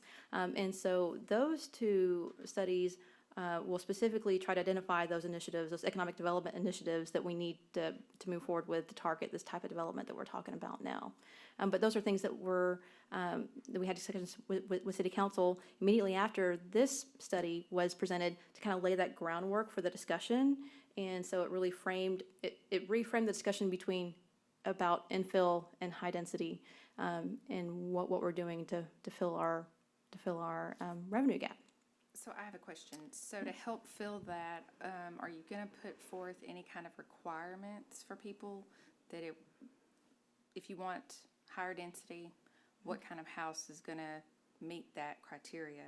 It's going to be 1,100 square feet. It's not going to be a portable building. It's going to meet certain criteria versus, hey, it's high density. You can do whatever you want. Find a loophole, whatever that might be. So the answer is we don't know yet. Okay. So hope that consultant will help guide us through that process. That process will be 30 to 40% community input and public engagement, so the community can tell us what they want, and then we can balance that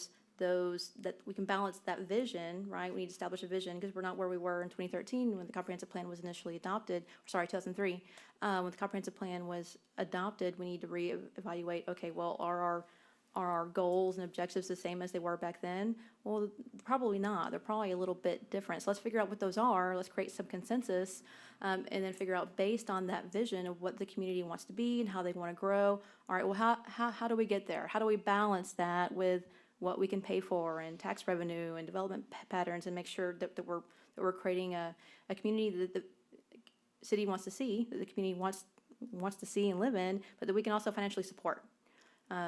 And so that's going to be that delicate balance. And so a lot of that will be part of that comprehensive plan evaluation that we'll go through. And you guys will be part of that process as well. And so part of the comprehensive plan process is we will put together a steering committee that will include members of hopefully City Council, Planning and Zoning Commission, some general people from the public.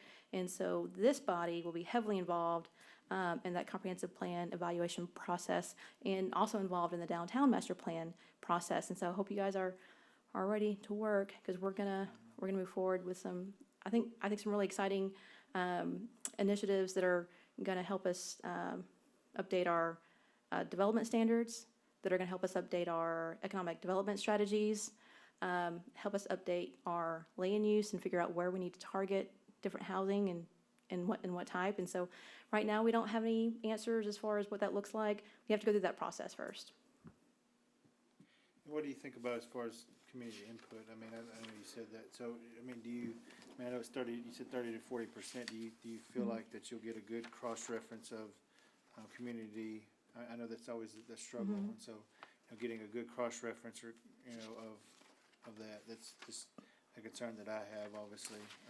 Yes, and that's also a concern that City Council had. So the consultant that we choose will help us develop that community engagement strategy, and we will be specifically looking for people with experience in innovative public outreach efforts, especially in the light of the pandemic, because it's not going to look the same. So we're looking for people to come to us with exciting new ideas, and part of that will be how do we engage the community and not only make it convenient, but accessible for everyone. And so it's more than just posting it on Facebook and putting up flyers. It's being very intentional and direct and making sure that not only people know about the meeting, but they can actually access it. And so that'll be a big part of that. We don't know what that looks like yet. We're hoping that the consultant can help us develop that strategy. But that will be something that will be outlined in the scope of services. So we'll take a contract back to City Council that will have a very detailed scope of services that will outline what that strategy looks like. And so City Council will approve that as also part of a budget amendment. And so it'll be very transparent at that point before we even get started, how we're going to address that. It'll be very important to find a consultant who can bring the magic pill that can be given to the citizen participants that want everything but don't want to pay for anything. Mm-hmm. That's, or they don't realize what it costs to provide the things that they want. Yes, and I think that was one of the main benefits of this study, is it outlined, here's what it costs to serve these types of development, and here's the kind of revenue that we're getting from them. So if you want us to actually continue to operate at our current service level, we're either going to have to raise taxes or we're going to have to promote some of these other types of development patterns. And so when you put it in those terms, it really changes the conversation and frames it in a different way, because we're here to serve the city, but we're financially constrained as well.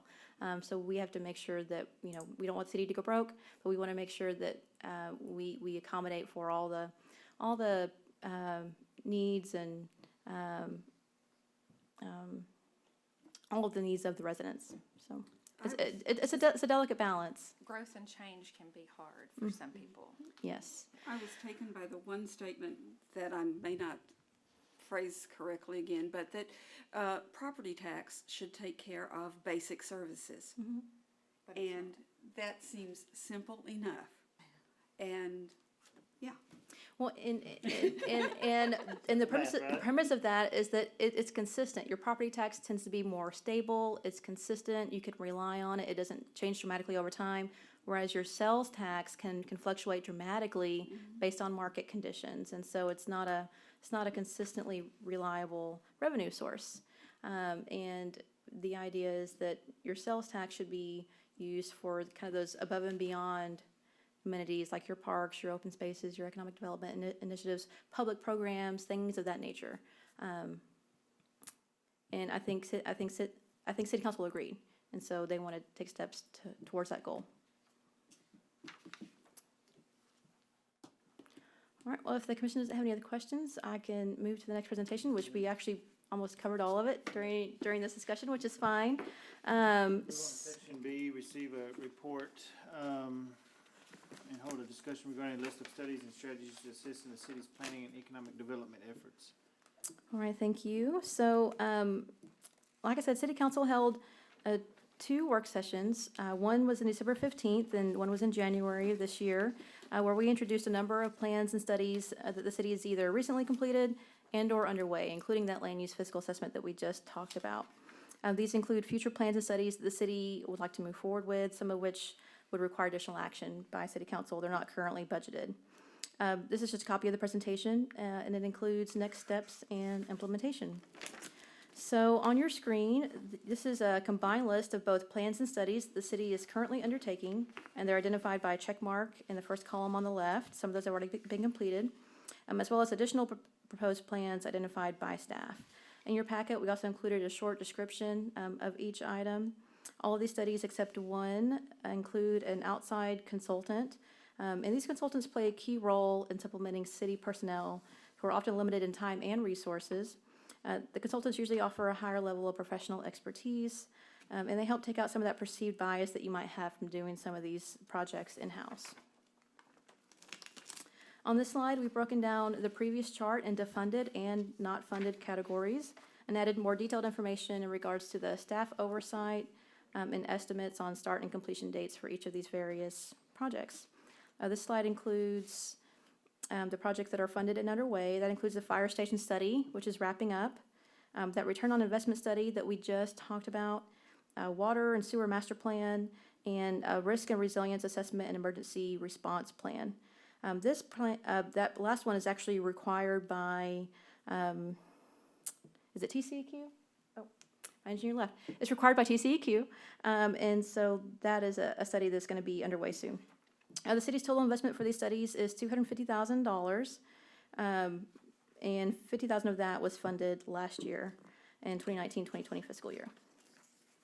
This slide includes the plans and studies that are not currently funded, and again, with more detailed information in regards to the staff oversight and estimates on the start and completion dates.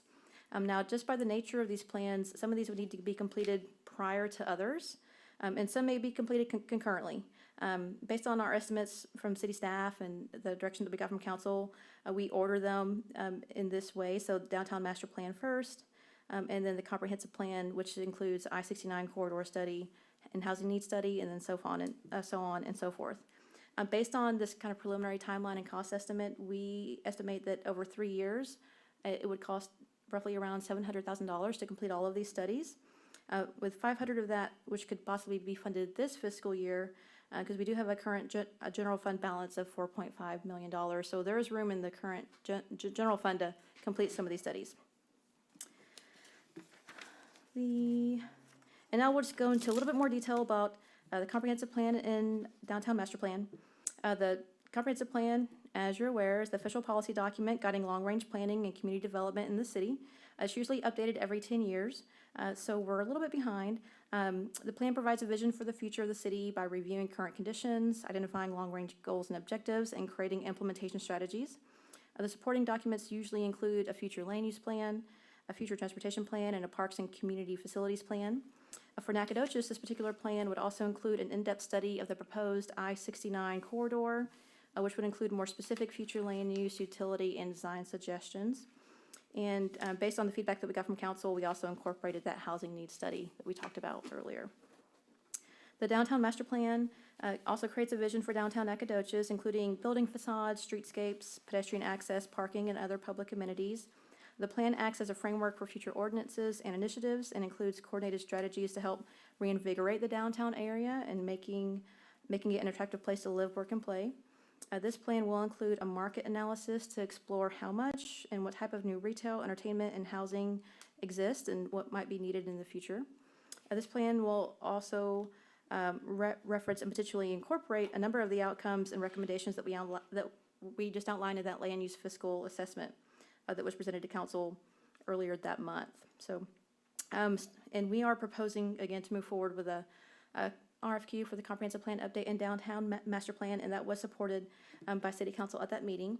So we have a first draft, and we are reviewing that with our executive team, and we're hoping to issue both of those this month. So we're very excited about that. Do you guys have any questions about the comprehensive plan or the downtown plan RFQ and what that will include? Again, we don't have a public outreach strategy yet. We're hoping that the consultant will help us develop that and come and bring forward some unique and innovative ideas on how we can do that here in Nacogdoches. The only thing that I've got is just,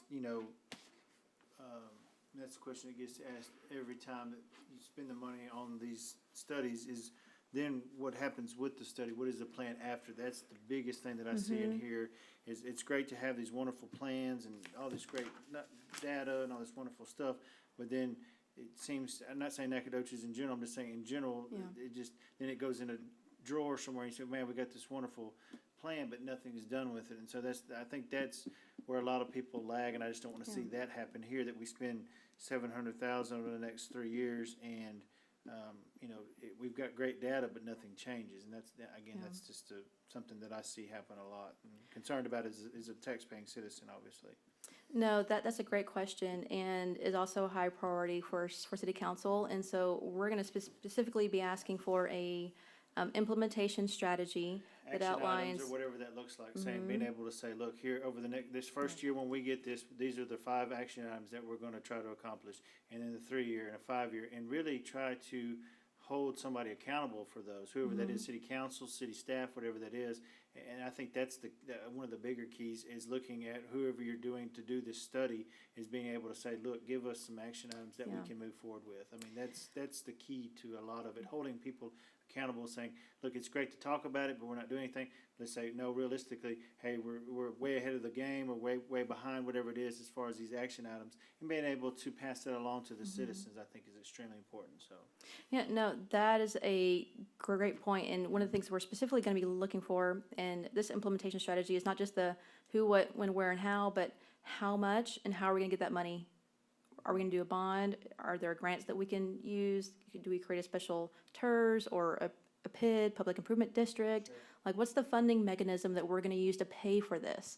Because you can talk about who's gonna do it and how they're gonna do it and when, but if you don't have the You gotta have the money, money too, then, yeah. if you don't have, Yes, so you'll reach Understood. opposition when you start having to put a dollar behind Yes. it. And so, yes, and so we want that included in the actual recommendations and so that way that's something that's upfront and it's very I clear think and it's that's what very gets adopted as transparent. part of the I plan. think that, yeah, it's much Yeah. easier to get things done when you're transparent in that way, saying, look, hey, look, we realize that we've got this can be done to get this taken care of.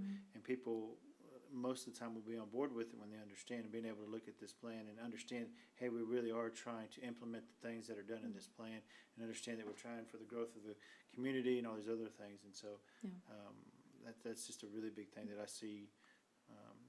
And two, for the growth and with housing and everything to take the next steps, would there be an easier way or simplified way for people to get their permits?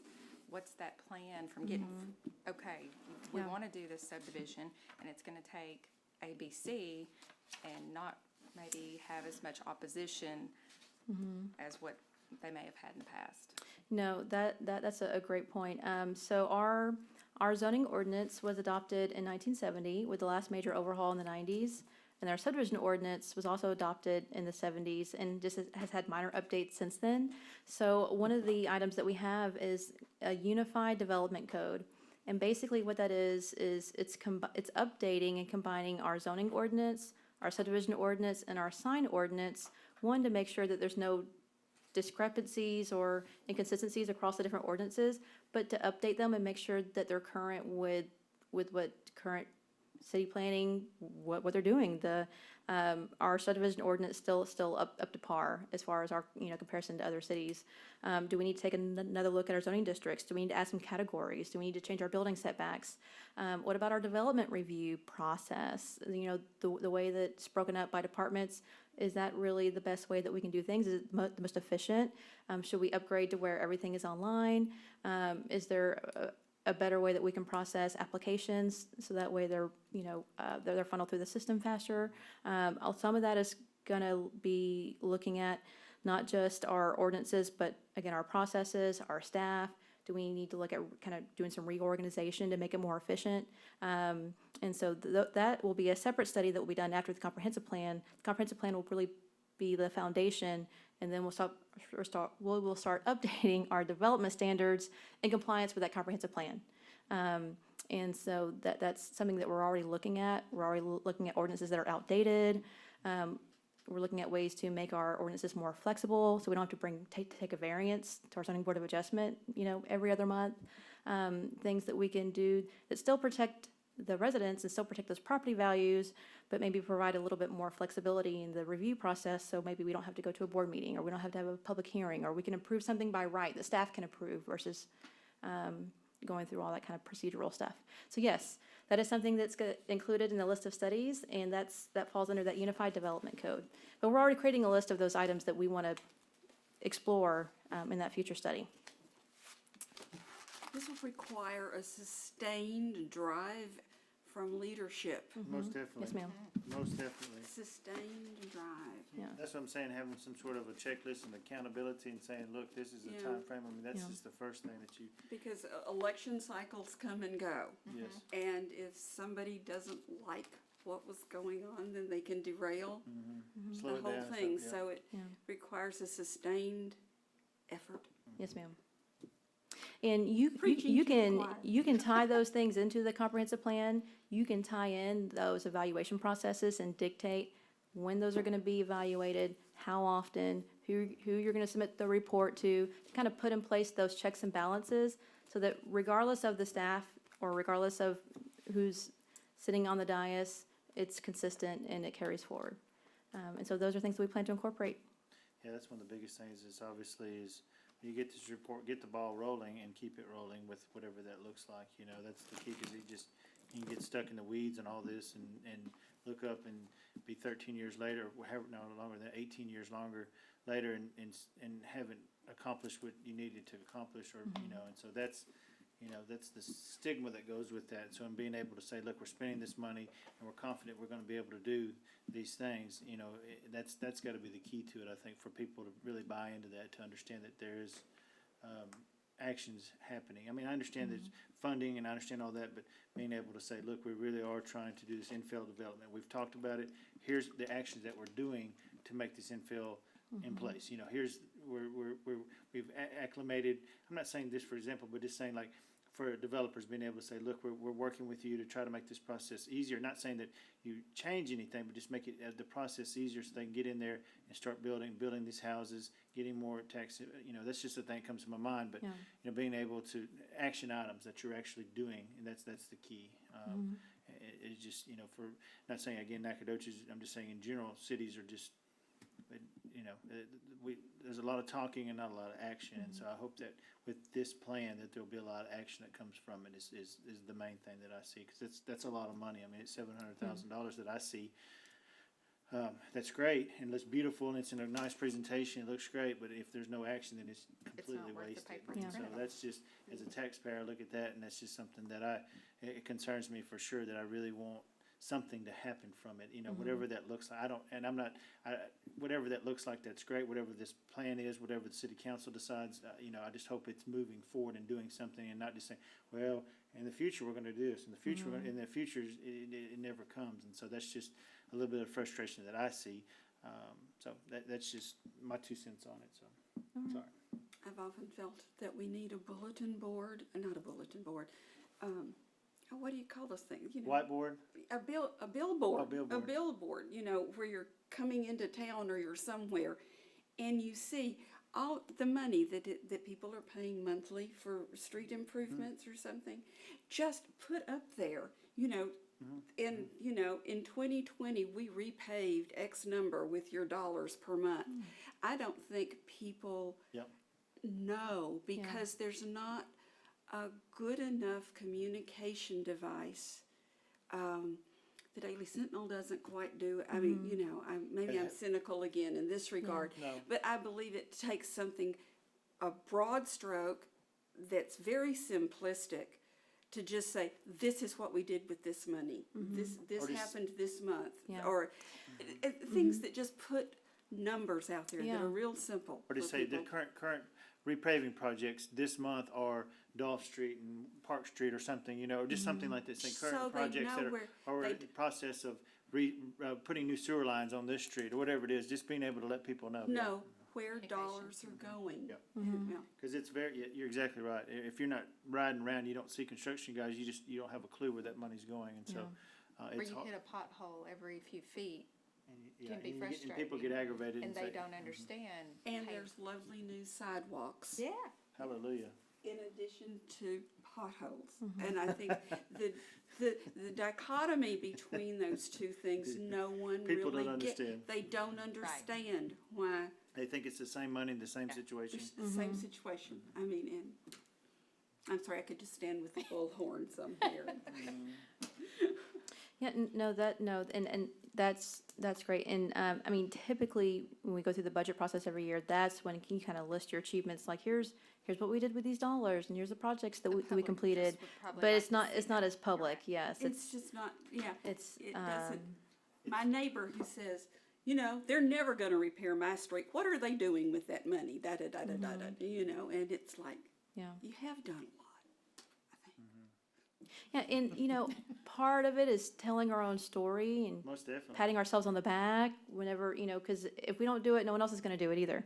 And so I think we are, the city is looking at more opportunities to celebrate our wins versus just just responding whenever we get a complaint about something, and I think so. that would be a great idea. That is something that we're taking a look at through our public information office and seeing if there's more ways that we can I think there's a put ton out of positive opportunity engagement. to pass that along, and I think people want to know that, because personally, I get asked that question on a daily basis. Hey, what, this, that, or otherwise, what's going on with the city, where they, what projects are they working on, whatever it is. And so, like I said, short of running into a construction crew and seeing them paving the road, you don't have a clue. And so being able to say, or just whatever it is, say, hey, last month we repaved 12 miles of city street, whatever that is. That's, or something simple Yeah. like that, it's tremendous in being able to say.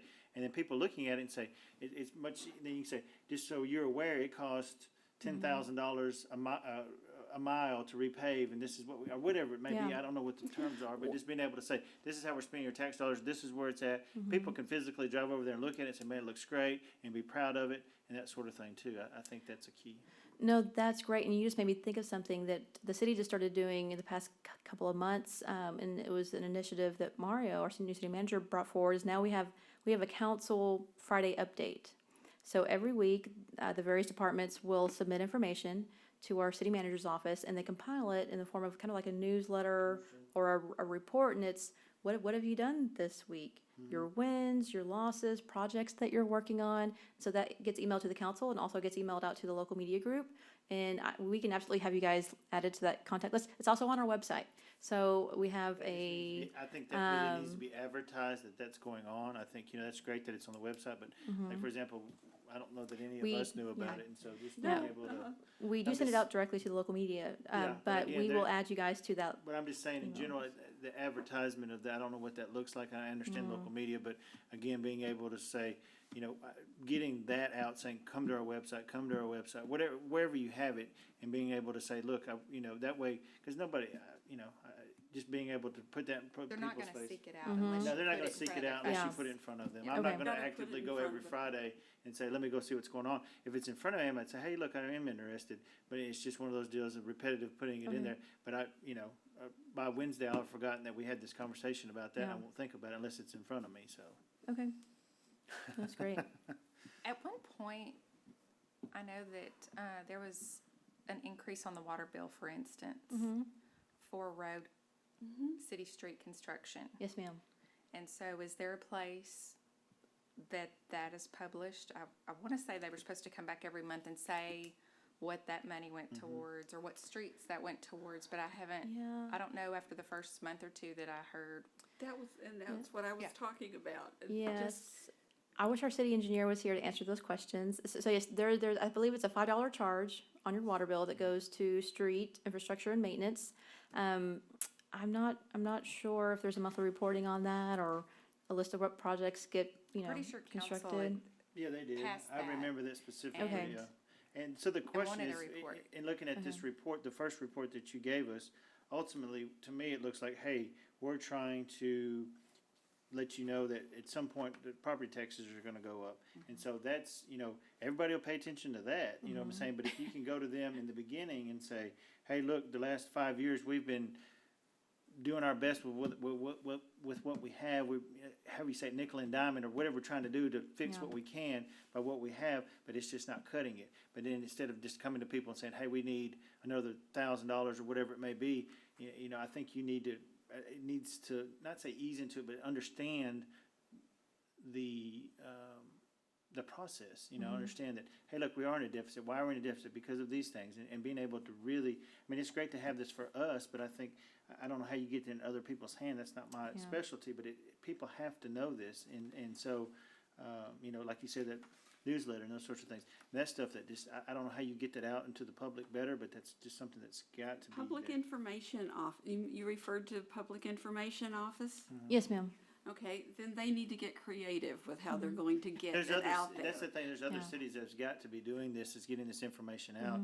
And so, again, if people understand that you're working your tail off with the money that you have and it's just not cutting it, it's a little less painful to say, hey, I don't mind doing a little bit more property tax. But if you're just saying, hey, have had a pothole in my driveway or my street for the last 3 years and asking for more property tax, people are gonna be bent out of shape, and so it's just being able to say, hey, look, we're working as hard as we can, we're paving everywhere we can, yours isn't as bad as some of the others, this is the reason, whatever that, and I know Steve has that, has that database that shows, hey, worst from best, and so that's how they justify where they repave or whatever it is. And so being able to pass that along, I mean, we know about it being on this board, but a lot of people don't, and being able to say, hey, look, your road is bad, yes, we understand, but there's some that are impassable, and so we're just trying to fix those first, and we're working our way, or whatever that looks like. And so, I would say 90% of the general public doesn't know that, so. All right. No, that's a great point, and we will pass that on. Fixing one pothole costs X amount of dollars. Something simple, We just whatever, yeah. have 3 million potholes Yeah. in this town. I mean, Yeah. no, I'm just mouthing off. I just used to do that, to Yeah. mouth off. Yeah, well, and, you will see some cities who have a very developed kind of public campaign process. Most definitely. And Most definitely. a I agree lot of that 100%. takes staff time. It does. And so when we're talking about these different programs and initiatives and more community outreach, all that takes staff time You and have to get resources You and, have to get the citizens to buy into what you're trying to do. That's Yes. ultimately, Or you else can, the subdivisions you want to create, people Yeah. will not want to come to them because of the tax dollars. so we're hoping through this comprehensive plan process that community engagement will help vet out a lot of those issues, that will actually get the public input that we need in order to move forward. And so we're very excited about that component. It'll be very, and we'll have a whole campaign marketing strategy put together specifically for that to make sure that our messaging actually communicates the input that we're trying to get from the community. And so there's an art and a science to that. So and I'll be honest with you, that's we're something gonna that. try to get some experts in to help us do that. Really, I'll just be honest with you, that's something that worries me tremendously, is getting that community input. It's worse than pulling teeth. I mean, it's very hard to get, even when people are upset and complain, a lot of times you still don't get the input at all, people just don't. And so I hope they're very talented in that way, being able to pull that information from people, because I think, we tend to just get a very, very, very small sliver of what is important to the whole entire community. And so I hope they're able to get a very good cross-reference. I'm interested to see how that's done. It'll be interesting to see, and I wish them the best, because I think it's extremely important that we know what's going on with our community, and that everybody has a say-so, because everybody's paying taxes, everybody's involved, everybody's driving down our streets, everybody's whatever. And so I think it's extremely important to be able to hear everybody's voice. And so, Well, and we're gonna rely on you guys as well as our public officials to help use your personal and professional networks to help spread the word. Word of mouth is a very strong, Most definitely. mechanism, especially in a small town. And so we'll try to, we'll definitely include a very strong campaign, but it's the leaders in our community that are gonna help spread that message and make sure that we garner the kind of support that we need. If Yeah, you we can have to- generate the enthusiasm in one other person as much as you have, you're off to a good start. You have so much, she's so enthusiastic. for sure, So- for sure. Thank you. Don't run out of energy. Is that everything? It is. Thank you. I know tonight's meeting was a little bit longer than our usual ones, but we wanted to keep you guys updated on the different initiatives that we're moving forward with and keep you guys appraised of the different activities that the planning office is doing, and open up to any questions between now and then. Please feel free to contact us, email us, call us, if you have anything or any ideas on how we can or any ideas that we can incorporate into some of these future studies. So we're excited to bring some things back to you guys. And so with that, I'll conclude our presentation. Oh, I'm sorry.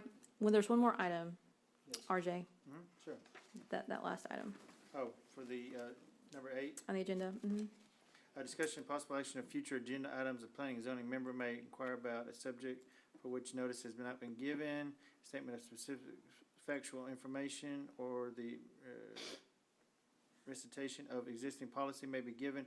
Any deliberation shall be limited to a proposal that places the subject on an agenda for a subsequent meeting. That's a lot. So this is kind of that informational item, opportunity for Planning and Zoning Commission to ask any questions about anything that's not on the agenda, that hasn't been legally posted. These are things that we can update you guys about. We have updated our city website to include a new webpage. It's called Reports and Publications, where we put a link to this report, and we'll continue to put more links to future reports and studies so that it's accessible online. And we've actually added a a notice of public hearing section on our front page as well, as part of that initiative for doing more outreach for our public hearing processes. Also, an update on that, we took your recommendations to the city council, and they supported all of them. And so we're going to go through a 6-month process where we're going to implement a lot of these strategies by policy, including putting fiscal signs on properties. We're going to expand our mailed notice to 500 feet. So the property owners within 200 feet will get the regular letter, and then we'll send a courtesy note postcard to property owners within 500 feet. We'll also include more postings on our social media and website, and then we'll do that for about 6 months, kind of evaluate, see how it's working, look at some of the costs associated with those, and then possibly adopt those by ordinance and codify them, so it's required versus So a it's just kind of policy. trial run in the beginning, is what you're saying. To kind of see how it works, see how it's well received, if it's working, if it creates a positive impact. And so so by March 1st, any applications received by March 1st will have those additional notifications as part of that public hearing process. All right. That's all that I have. You good? Thank Sleep you. up here. No. I will adjourn the meeting. It is 7:35. Thank y'all very much. Thank you.